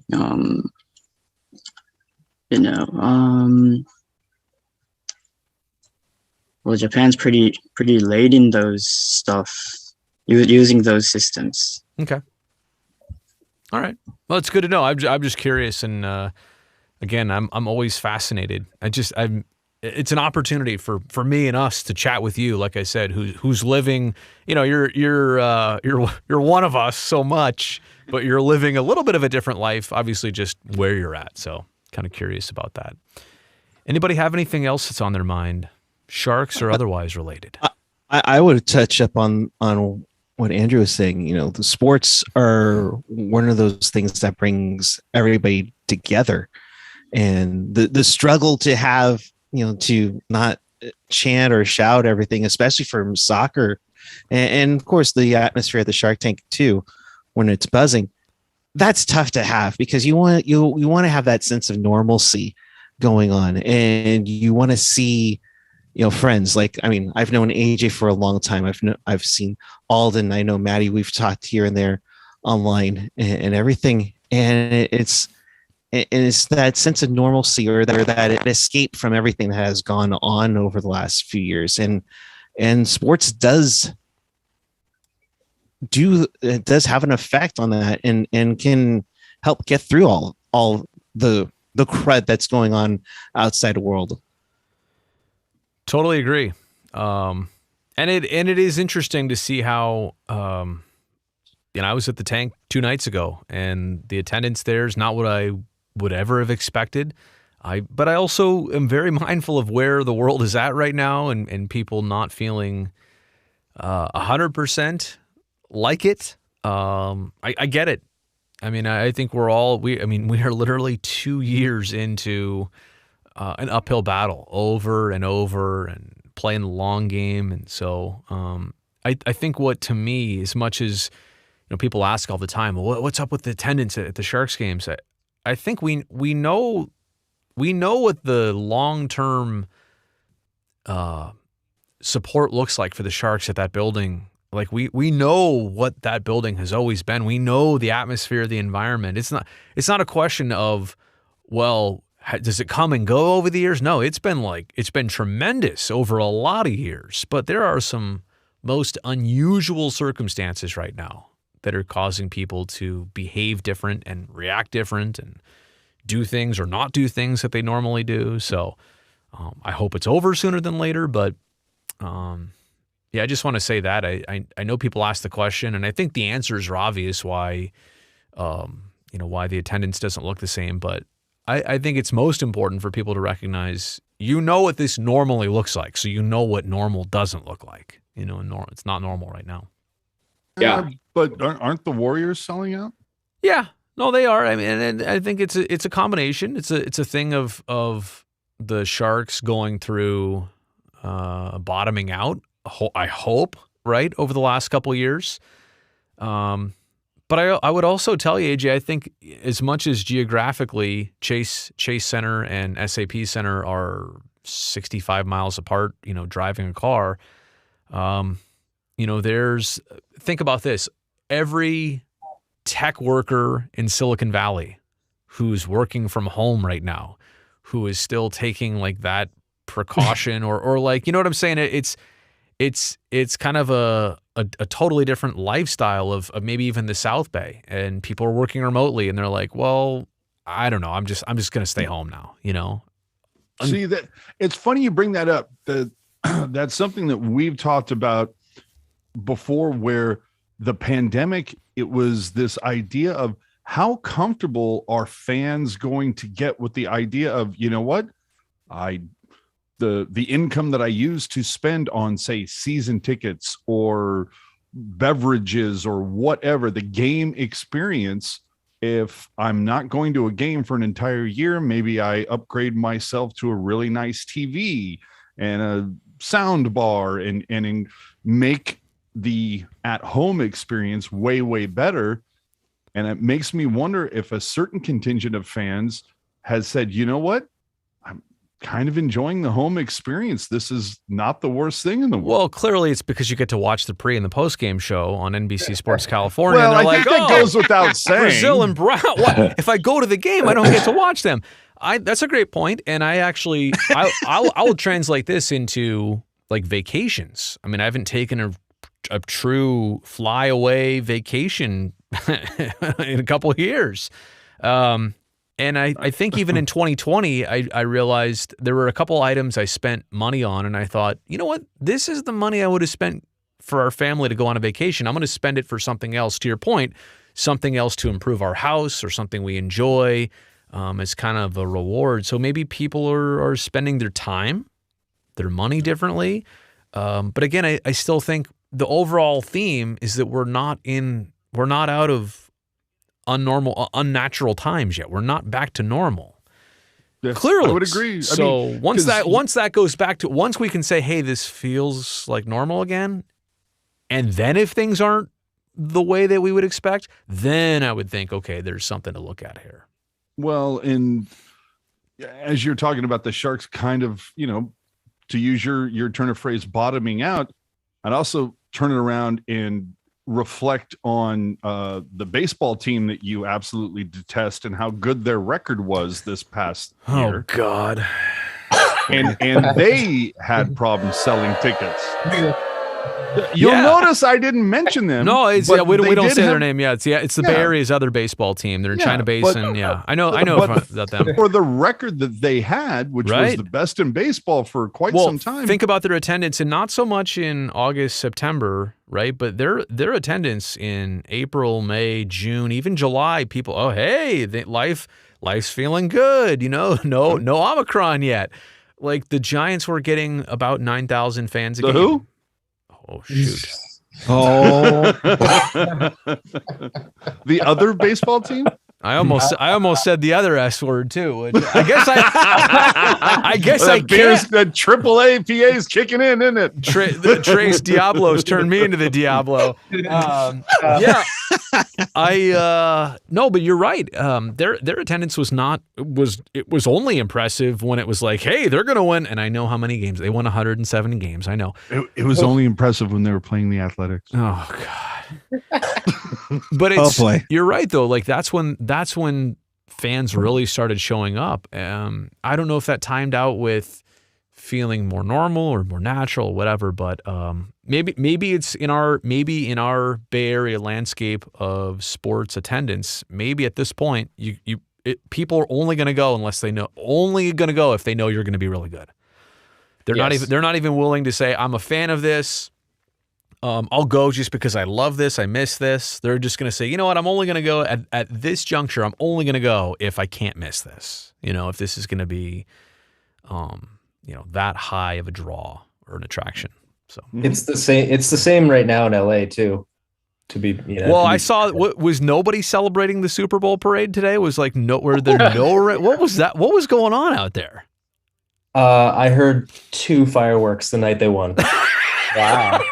Say that. Wow, they'd really been waiting a long time, eh?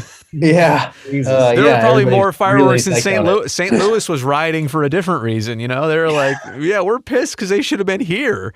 Oh, that's crazy. But I mean, you know, like even as recently as like the night that the Dodgers advanced to the, you know, the finals this year, I happened to be at the Kings game that night. And I think the only reason it was busy that night is because everybody was ready to go out downtown and celebrate. But like last night they played Edmonton and it was Drew Doughty's 1000th game. Yeah. And my friend sent me a video at 7:25 right before the ceremony. And it was like, he just panned around the stadium and it was like, maybe a third full. Yeah. And that's not typical Staples. Oh, excuse me. Crypto.com. Crypto.com. Whatever. That's not the crypt. It's that place is typically, you know, and are the Kings relevant again? I don't know. You can say that, but they're on the up and up. Like they're turning a corner. Yeah, they're turning a corner. There's no question. Turcotte, Byfield, they're on the come up right now. Yeah. Yeah, you know. They've looked good the games that I've gone to this year, except against Carolina, but that's because it's Carolina. Well, and then of course that one kind of noteworthy game that they played at the Shark Tank. Oh yeah, they got Timo Myers. They got 5 gold. I was gonna say Timo had a good night that day. Nice. Yeah, I was just gonna say. Oh, sorry. I was just gonna say, like with the attendance, I think it's hard because you know outsiders kind of tend to make assumptions about a team and a fan base when it's lower, and as somebody who's had teams with embarrassingly low attendance, it's hard. You know, just with like the whole real world situation going on, it's just you know that we have loyal fans for the Sharks, of course, but it's when your team isn't at the par with what it was in the past years, and then on top of that you have more restrictions in this region. It's hard, and I think for the Sharks being such like a the Bay Area's team, Northern California's team, it's like we deserve to have really good attendance, but on top of that, it's like you have to have the desire to go. Yeah. Hey, Casey, real fast, man. Tell me what time does school start tomorrow? 8:10. I'll be sleeping. Nice. Hey, good for you, Brodie. Wow. No. My son will be up at like 6:15 yelling and yelling. I'll be woken up by that. Can I ask Casey a question? I will. Look, can I go? Wait, whoa. Oh, okay, you first. You first. Let's interrogate Casey a little bit. Casey, what are your classes this semester? What are you taking? Yeah, so I'm taking 8 classes total. Oh my goodness! Yeah, wow. AP everything, right? Half are AP. Are you real? Wow. All right. You seem like a smart guy. What are you taking? Thank you. I'm taking pre-calculus, computer science. I'm taking band, film. What do you play? I play saxophone. Oh, no. Nice. Wow. Classic. I think Awesome. I'm taking Spanish, Nice. Entrepreneurship, film. What else? Man, you're doing everything. 8 classes? Yeah. That's a lot of homework, dude. A lot of homework. It's like 9 hours a weekend, and it's tough. Oh, goodness. Yeah. You getting good grades? Yeah, I am. Good for you. Good for you. Yeah. You got college picked out? You know what you're going to do? Yeah, I definitely want to. I mean, my dream is to be in some sort of, in the broadcasting industry. Oh, then don't even go to college. Just skip it. Go to San Jose, or just go to San Jose State. Look at this. You want to host a Sharks pregame show? Done. My dad actually went there. Yeah, no, I'm definitely, I'm in the college process right now, looking at it, and cool. Trying to get through it because my life's kind of crazy with the YouTube, trying to be consistent with that, and then school, and then sports, playing sports. So it's just, it's a lot, but I definitely, I hope it pays off. AJ, hit up Casey, hit him hard here. What are you going with? I mean, speaking of paying things off, are you going to be able to pay for college because you open up your bedroom as a lids outlet during the day? Yikes, Sweet man. selection, man. Dude, that background is amazing. I noticed that. Oh my God. No, yeah, definitely. I'm opening up. The store's getting ready, so it's open. Casey, I want you to remember someday when you're the one hosting all these shows, and I'm like, hey, Sonny, remember me? Just remember this, okay? And remember me telling you, I think you're gonna do this stuff. I think just give me some time to ease out of it gracefully. Like, you know, like when they fire me, do a tribute for me or something. Yeah. Okay. Yeah. Perfect. Hey, Casey, Yeah. I want to tell you, I don't know if you've looked at it yet, but SF State has an incredible broadcast department. Oh, cool. Like, So- as an alumni of that department, I can speak to it. You were a Gator, Jeff? Yeah. Yeah. And Maddie, you go there right now? Am I correct? Oh, I go to the other San Francisco University. USF? You go to USF? Yes. Oh, look at the see. At least I know what I'm talking. I know where colleges are at. I'm proud of myself. What can you tell us about USF, Maddie? Well, it's pretty great. You're getting to be in my dorm room first of all. It's purple. Okay, all right. Yeah, we'll go purple. It's not too bad. I'm fortunate enough to work in a nice place. I don't like the hills. I don't know why I chose a campus that has. No. There's a campus on a hill, and then there's a campus on ground floor, and of course, I choose to live on the hill. Right. And then go to class. Yeah, you're getting a workout. Yeah. It's you're out of breath by the time you sit down in your seat. I have to say some of my classes are well. What's your major? What's your focus? English literature, actually. Wow. What would you do with a degree like that? What's your hope? Well, right now I'm looking into law school. Oh, cool. Taking a couple law courses. Yeah, I'm taking the LSAT prep courses and everything in between, which is pretty cool. It's been packed schedule every single week, though. Yeah. Well, I can't imagine. I mean, it's funny. Like you, as somebody like me, I'm 20 years removed from schooling of any kind, and you kind of forget like what a grind it is. And I don't know. I think as you get older, you'll look back someday and say, "Oh, that was easier." But in the moment, it's not. I know it's not. So I'm not saying it. I'm just saying that you will find that too, probably, that you will remember these times differently than they actually are. Jeff, what did you do what'd you do at San Francisco State? I thought I was going to get into audio engineering, but I actually grew up doing post-production and video editing. I grew up, I think I mentioned before, skateboarding. So I would go out and film all weekend and then come home every night of the week from school and just sit in my room and cut stuff up. And then SF State came around and I got into their broadcast program and just kind of never stopped doing it. Are you a Premiere guy, Final Cut, Avid? What do you use? Learned on Windows Movie Maker when I was in like middle school, and then moved to Final Cut 7 and then moved to Premiere. Yeah. Once Final Cut 10 came around, I was like, nope, loved you. But they changed it. Yeah, I've used them all over the years, and I got into it. I was on an Avid system in the 90s, and then and then Final Cut came around. I was like, that is the jam. Actually, I did Premiere before that, then Final Cut. And then in the last 5 years, I've gone. I pay for Premiere now. I had every month. I had the last version of free Premiere for many years that I hung on to, and then I realized, I can't do this anymore. Am I the only one that really detests having to give a company recurring revenue every month to rent software? I'm just going to say it like this, AJ. You know the way that players get free gloves and sticks and skates and whatever in sports? The way you used to get free Pete's coffee? Used to.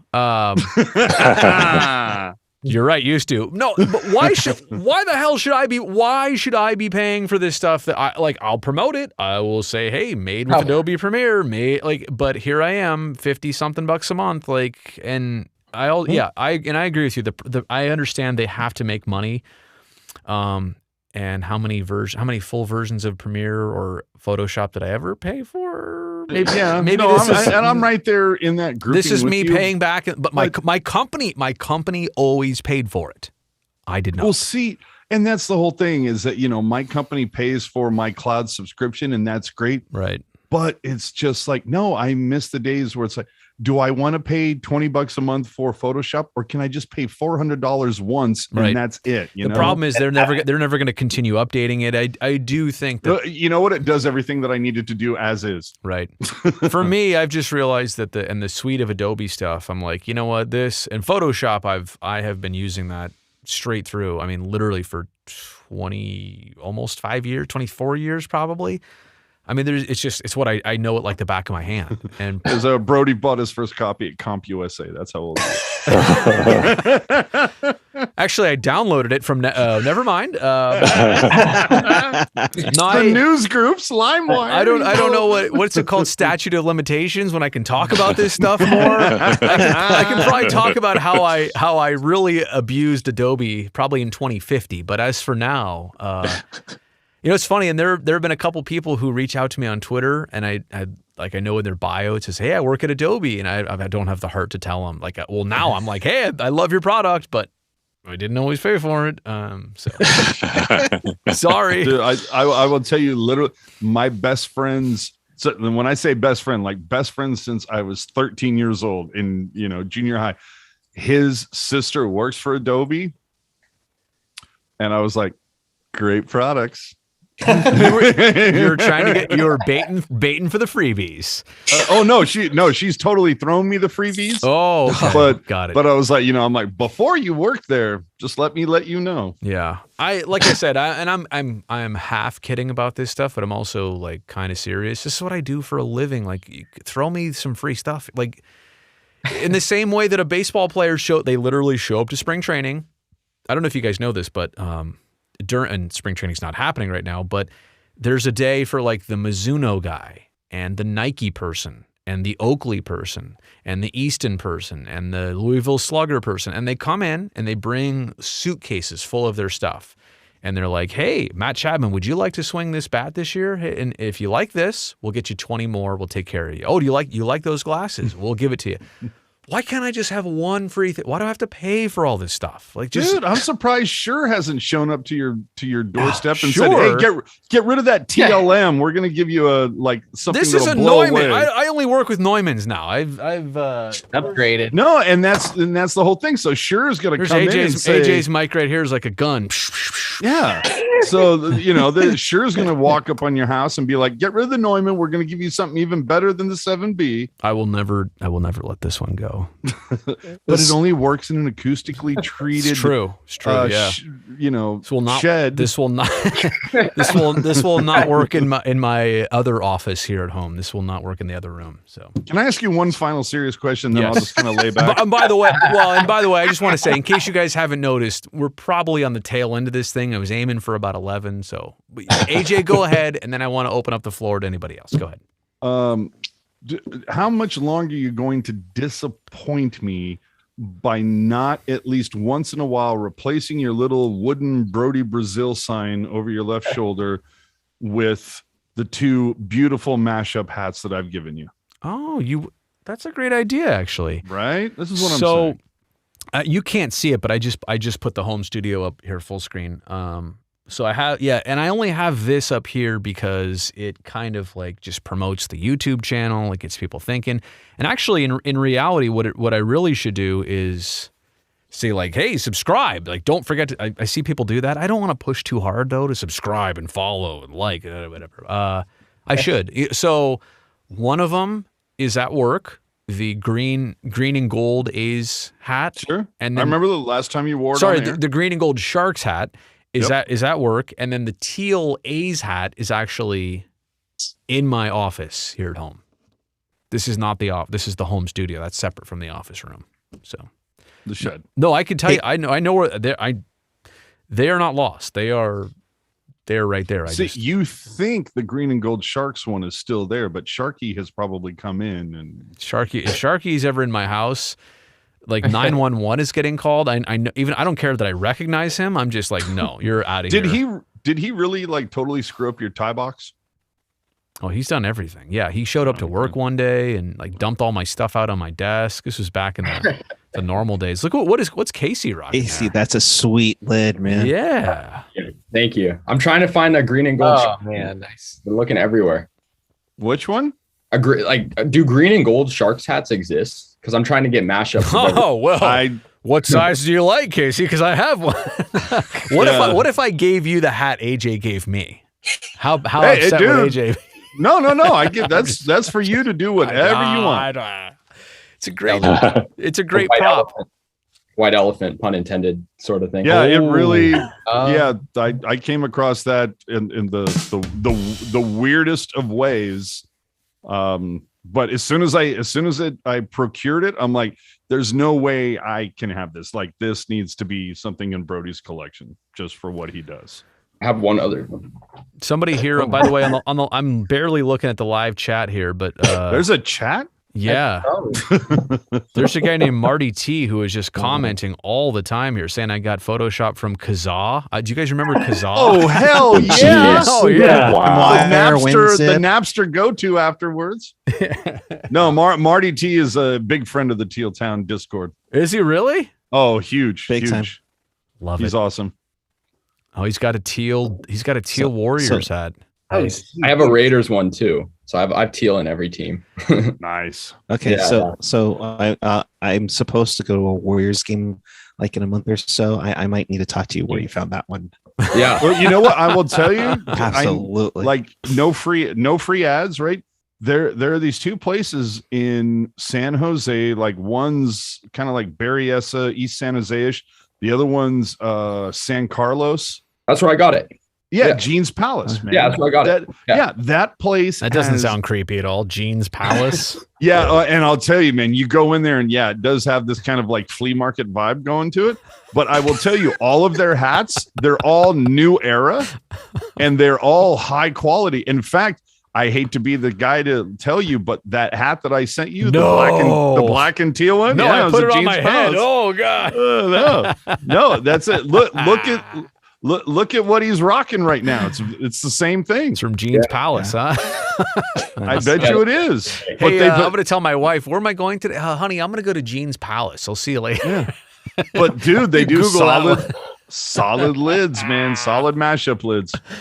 All right. It just went 11 o'clock. So let's go around the horn one final time. And just, if you want to have some closing thoughts, if we didn't cover something, if you just want to say something, we'll try and touch on everybody as soon as possible. Paul, I'll begin with you. For sure. I just have to say it's nice to know where a lot of Sharks fans, at least a lot of the Sharks fans here stand on where we want to see this team go. Agreed. At least honing on a roadmap for sure. Whatever that roadmap is, it just needs to be a roadmap, something that we could look forward to, and just looking bright for the future. So awesome. Excited. Paul, it's great to have you, man. And I'll look for it. Next time you see me at the tank, although when I come there, I'm hiding. I'm in the bunker, but throw something at me. That'll know it's you. I'll try. Yeah. Well, actually, a lot of people throw stuff, so I'll know it could be you. I was like, get in line. Yeah. Sure. I'll be like, Sharky, is that you? Sharky. Paul, you've probably seen Sharky unmasked, huh? What's that like? I know what that's like, but I'm sure you have, right? Oh, yeah. I don't want to say too much about Sharky over the years, but yes, yeah. Oh yeah. I've seen Sharky. I'll just say he's a beast, and you're being too kind. Out of all sports, mascots in the entire world, I hope Sharks fans know we are very lucky to have Sharky. Sharky. He is. I have no idea how much this guy puts into every game, and how much dedication he really does do a lot. Yeah, every game, it's crazy. So so you know, Sharky is legit. Casey is just pulling out every lid in the world. Now he's gone from A's to Dubs to Raiders in teal. Casey, what are your closing thoughts tonight? No, yeah. Thank you so much for giving me the opportunity to come on this. It was great. And if you're doing an A's one anytime soon, hit me up, because that'll be something I'd be interested in. So you're A's, Raiders, Dubs, Sharks. Your channel, like you've got 4 teams covered. I should go to you for every one of them. Yeah. Yeah, for sure. But it was great talking about the Sharks and kind of like finding like a middle ground of all the issues they have, but also sort of like what's going well. And it was a really great, opportunity. Yeah. And great talking to all you guys. So yeah, thank you. Well, thanks for being here, and I want to pump your channel, A's Raiders Dub Sharks. If you're not following it and you're here or you're watching, just go do that right now. I mean, don't click away from this. Of course, we need all the metrics we can get, but in your free time, AJ, go ahead, just Teal Town it up. I mean, whatever you're gonna say, just. No, I'm gonna save that for Eric. For me, I'm going to say SJ Sharks jerseys on Instagram. Hey, Holla at your boy. is there any discount promo codes? Holla at your, yeah. You know what? Yeah. There's gonna be a promo code if you put in Brodie. It's 20% more. And We get and I will say that That's pretty funny. And I sent the Brodie the jerseys I sent to you earlier. Those photos. Yeah. I also passed those along to Becker, and for some reason he said that I should expect a cease and desist because it's too close to what the alternate jersey for the Sharks next year were going to be. What? No way. I'm just want to go back. I can't show these, right? You want to keep these top secret? I'm not going to do No, that. No, go ahead. I get them tomorrow. Go ahead. I don't can't care. really put it up on this. I can't really put it up on the screen, unfortunately. Whip it out. Well, here, and I got to realizing I'm adjusting the brightness here. Nobody, I don't even know. Here, let me do this. I'm going to put it up. Well, folks at home watching on YouTube, you guys won't see this, but I'm holding it up here to my GoPro camera. Yeah, that's a good look at it right there. That is it's like a Kelly green sweater that's got an A's elephant crest on it. So where did you get the Kelly green sweater from? And then here's the backside of it. Hurdle green and gold in 48. So where'd you get that Kelly green sweater from? I kid you not, it's a Vancouver Canucks practice jersey. Wow. That I stripped. Sense. So there's that one that's, and then the other version, I don't know that you'll be able to see it at all on here, but that one's sweet. Oh yeah, here, sorry. Oh yeah, here, let me pop that. I can. So again, people watching on, you guys can't see it, but everybody at home watching on YouTube can see it. There's a captain's Oakland A's jersey with Oakland across the front. And of course, Brazil. Oh no, Couture 39 on the back. Dude, I'm telling you, but when I got the kit that was 39, I almost just put the 6 on there and just send it to you that way, just to see you like lose it. Teaser. I told you to do that. But you know what? Okay, here I'll do this. Okay, there's all the people watching it right now. I will tell you right now. I will get one more green. I will make you a Kelly green. If you want the Oakland script across the front, I will do Oakland 6, Brazil, all of that stuff. All you got to do, you brought a whole box of gamers into pregame a couple pre-games ago. We'll just have to trade these. You want the whole box? No. Just let me have one. Oh, just give me your Stadium Series one. I'll be fine. I can't. That's one of them. So it's funny. I will tell you this. Curtis has been asking, and I don't know why he keeps asking me. He goes, "Oh, we gotta do the whole trade your jersey thing one day." I'm like, because he saw my box of jerseys, and I'm like, I'll give you a teal one. I mean, I literally have 13 or 14, just jerseys, name, all that stuff. I'll give you one of them. He's like, "Oh yeah." He keeps asking, and I almost keep like not doing it just to see if he'll forget. He doesn't forget. I don't know what. He says he wants to hang it up inside his barn. He wants me to sign it. He's like, put to Robin on it. I'm like, okay. Anyway, so. All right. Doesn't have to be the Stadium Series. Let me see the other ones, but we'll do a swap. Let's negotiate. You're Doug. I'm Hurdle. Let's talk. Yeah. Well, I mean, probably not right now, but yeah, offline. Absolutely. Thank you. I'll be in the Walnut Creek area relatively soon. We can get together. I know where to find you. That's right. And I appreciate you for being here. You could have cold shouldered me on this one, but you're here. Andrew, your final comments and thoughts on this Thursday afternoon for you in Japan. How would you like to close it out? Well, thanks for having me. I really had so much fun here, and it was a really rare experience, especially a person in Japan. And I'm really hoping that the Sharks have a bright future, and I'm looking forward to joining your night shift again. Awesome. Hey, it's always appreciated. As soon as you dive in the comments section, I always get excited by that.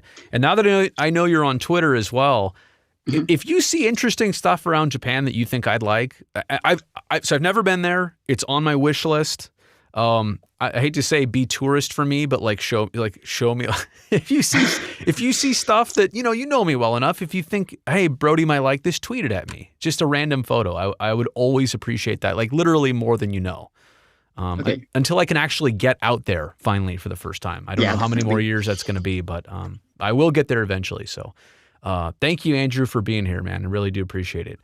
Thank you. Maddie, you're up next. Final comments. How do you want to close out tonight? Oh, just a resounding thank you to everybody for having me here. It's been good knowing that I'm on the same wavelength as other people when it comes to Sharks and their future and stuff. I'm looking forward to joining tomorrow night. I'll probably be a couple minutes late because I'm going to that game. Good for you. It's gonna be an interesting one. But yeah, just thanks again. It's been great chatting with everyone about the Sharks. Looking forward to seeing where this team goes. Awesome. Well, it's always nice to have you on night shift, and you're fully excused if you're at a game. You don't, just drive safe, get home safe, and we'll catch up sometime. Alden. Thank you for being here. Pleasure chatting with you. How would you like to close out tonight? Yeah, I'm just gonna try to put some positive energy out there for my boys Eddie and Bones and Cogs, hoping that they can, get some more positive turnaround in their games. And I'm going to continue to root for the team, but especially those guys. And then the only other thing I'd say is that, Brodie, I sure hope your bosses know what an asset you are. I mean, you go above and beyond any other broadcaster I've ever seen. And it's really cool what you do. And, all these late night things. I mean, this is way above and beyond, your job. And so I think I can probably safely speak for a huge part of the fan base in saying that. So thank you for all that you do. Appreciate you. And thank you. Yeah, I look forward to more night shift. Hey, Alden, I really appreciate that. And to be honest with you, I want to I want to do this job for as long as I can. And I try to find ways to truly connect with the audience and to do things that maybe others aren't doing, or that I can do, or that I see others doing and I also want to do. And I look around at some legends of broadcasting that I've been lucky enough to rub shoulders with or watch growing up here in the Bay Area. And it's a different landscape nowadays than ever, right? Like I don't think Dennis Richmond was ever doing a live chat, Wow, that's good knowledge right there. Well, that's a legend. And I'm not saying I'm also Dennis Richmond, but that type of that's what I aspire to, so that people say, hey, not only do I just know who this guy is, but he's down to earth and I can trust him, and, he's a common person, and I would trust what he says and what he presents. That's what I'm aiming for. So for you to say that, honestly, that makes it all worth it, Hey, now 3 words, late night confidential. My favorite part about tonight is that the name Drew Remenda, I only think came up only once. And how did Randy's name not even come up this entire time? It's just so maybe I'll have Randy and Drew on for a beers with Brodie one of these episodes. I will open a Patreon. I will pay for that one. Yeah. I second that. Yep. Drew will be drinking a Pepsi. Randy and I will be getting after it. Jeff, how would you like to close out tonight? I just kind of want to echo everything everybody else has said, especially Alden. I'm always very thankful, to tune in after a game, win or loss, to see what your take on it is. Your commitment to the quality of the show is super impressive to me every night, whether you're at home or outside of it. And, for you to do things like this is it's awesome to hear, different voices from this community and hear different opinions of where the team is at and everything. And, I hope that you continue to do it. I'm sure you will. And I want to hear what everybody else in the community has to say, but I would love to be a part of it again, because it's been awesome. I look forward to the future of the team, and, just thanks for doing such a service to this community and this fan base.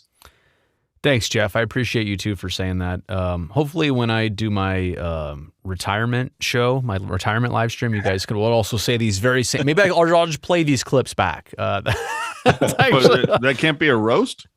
Yes, I was thinking the same thing. If it's my funeral, then you can just go as hard as you want, right? I just won't be able to hear it. Oh, and before you get to Eric, I'd be remiss if Why I are you didn't. cutting off your own guy here? It's like I want to get to Eric. You're like, no. Only because you got a significant donation in the chat.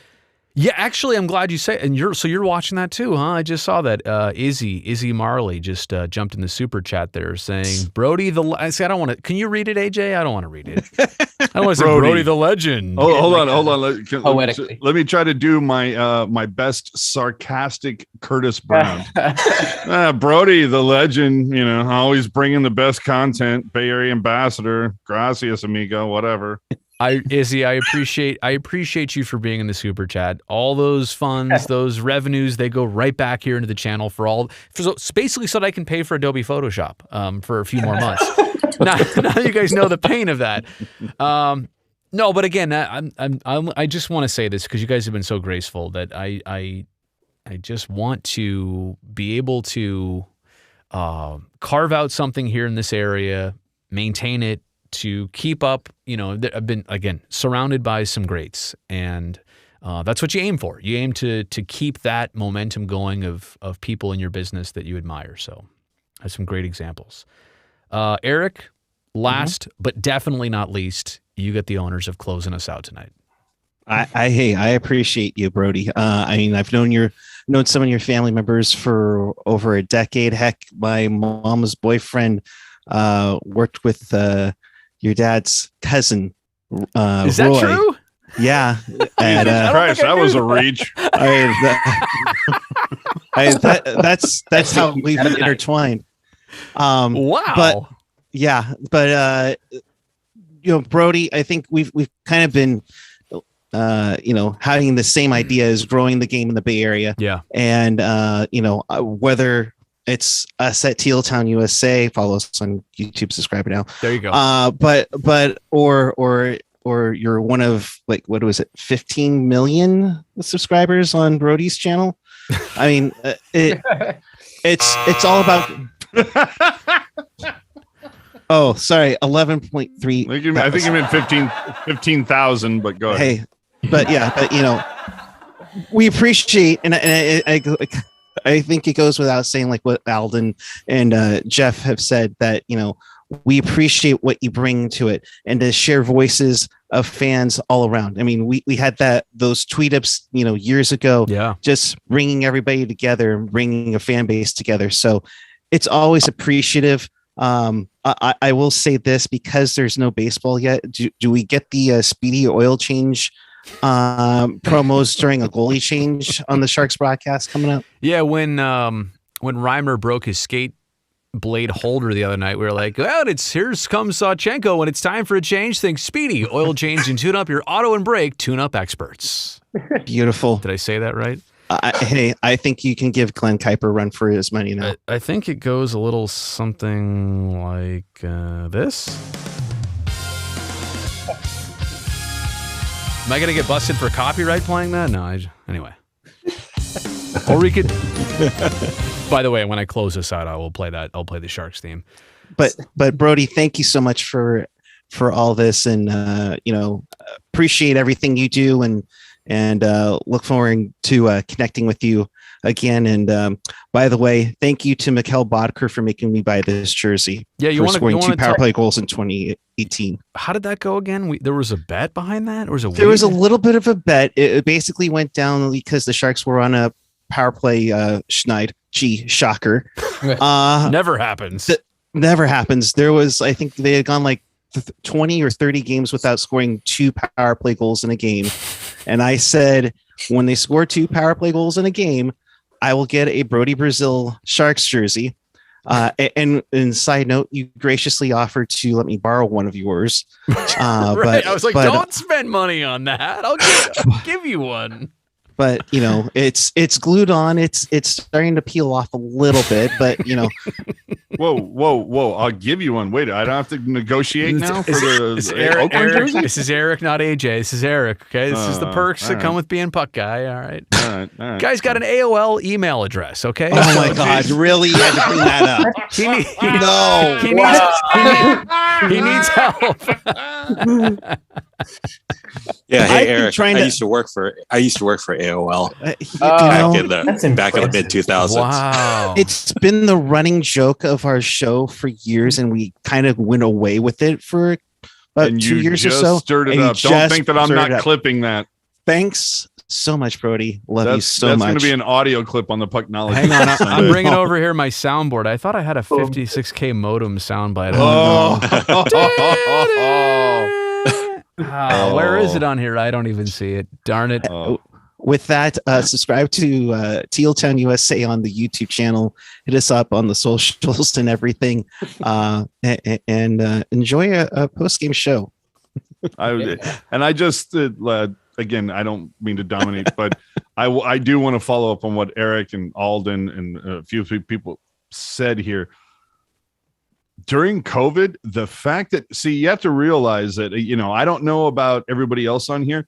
I remember you losing your mind one night when you had like 200 people watching because of the Russian bots, and you were like inside the house. Yes. And it was, and you were doing stuff with Fareed, and you were still inside the house. You hadn't built the studio yet. And we've slowly seen the shed in the backyard become this, dominating force of broadcast, just exquisite. Yes, the exquisiteness that you've got going on in this little like 12-foot by 10-foot hovel in your backyard. I think this is unbelievably awesome. The lighting. Melvin. Hey, you know what? Have you even done the? Okay, I guess the LEDs are going a little bit. You got the LEDs behind you going a little bit. Oh yeah. So just to remember how there was no wood, and then there was the wood wall. Then we get the Gobe lights, and then the LEDs, and then you get all the audio stuff over to your left, and all of that, and the tours and the cameras, and it's so funny when you're sitting there showing us like sound curtains that are covering all the other stuff. So just the fact that you went through all of this during the pandemic, and we all know this is on your dime, as far as I know. Like it is. No, it is. Yeah. It's like Sure is not coming in with a calendar or with a big cloak to hang behind you that have the Sure logo or Neumann or whoever. So this is God love you, man. I can't believe that this is something I look at and I go, you know what? No other hockey team, baseball team has somebody as committed to putting together content as you. So I will give you all the stick taps for that. Okay, somebody else kisses ass for a little bit. Hey, also one other name. Please go. Help one other me. name. One other name that we haven't brought up is your wife, that allows you to spend all this extra time. She's sleeping right now. She's sleeping right now. So let's not wake her up. Yes, Alden. It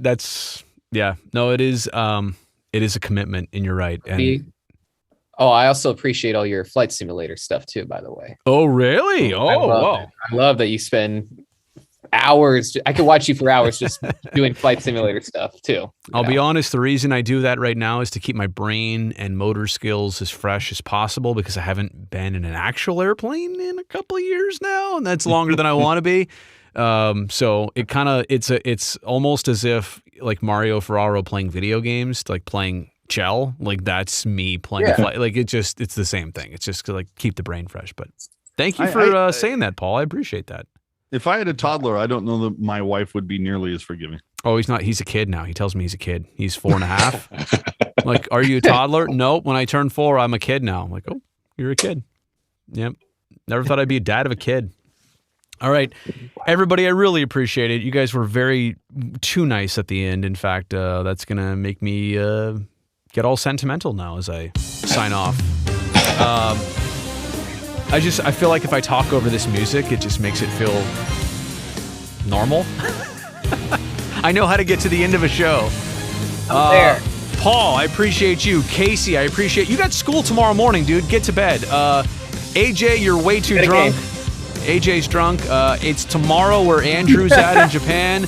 Maddie at USF on the hills. She's climbing a lot of hills lately. But I always appreciate her in the live chat of Night Shift. Alden has been a staple for many years. Jeff, I just met tonight, and I feel like baseball and hockey, like we are truly aligned. We're buddies. And Eric is the GOAT. And I don't mean like, bah, I mean like greatest of all time. So I'm officially going to end the YouTube stream as soon as this music hits.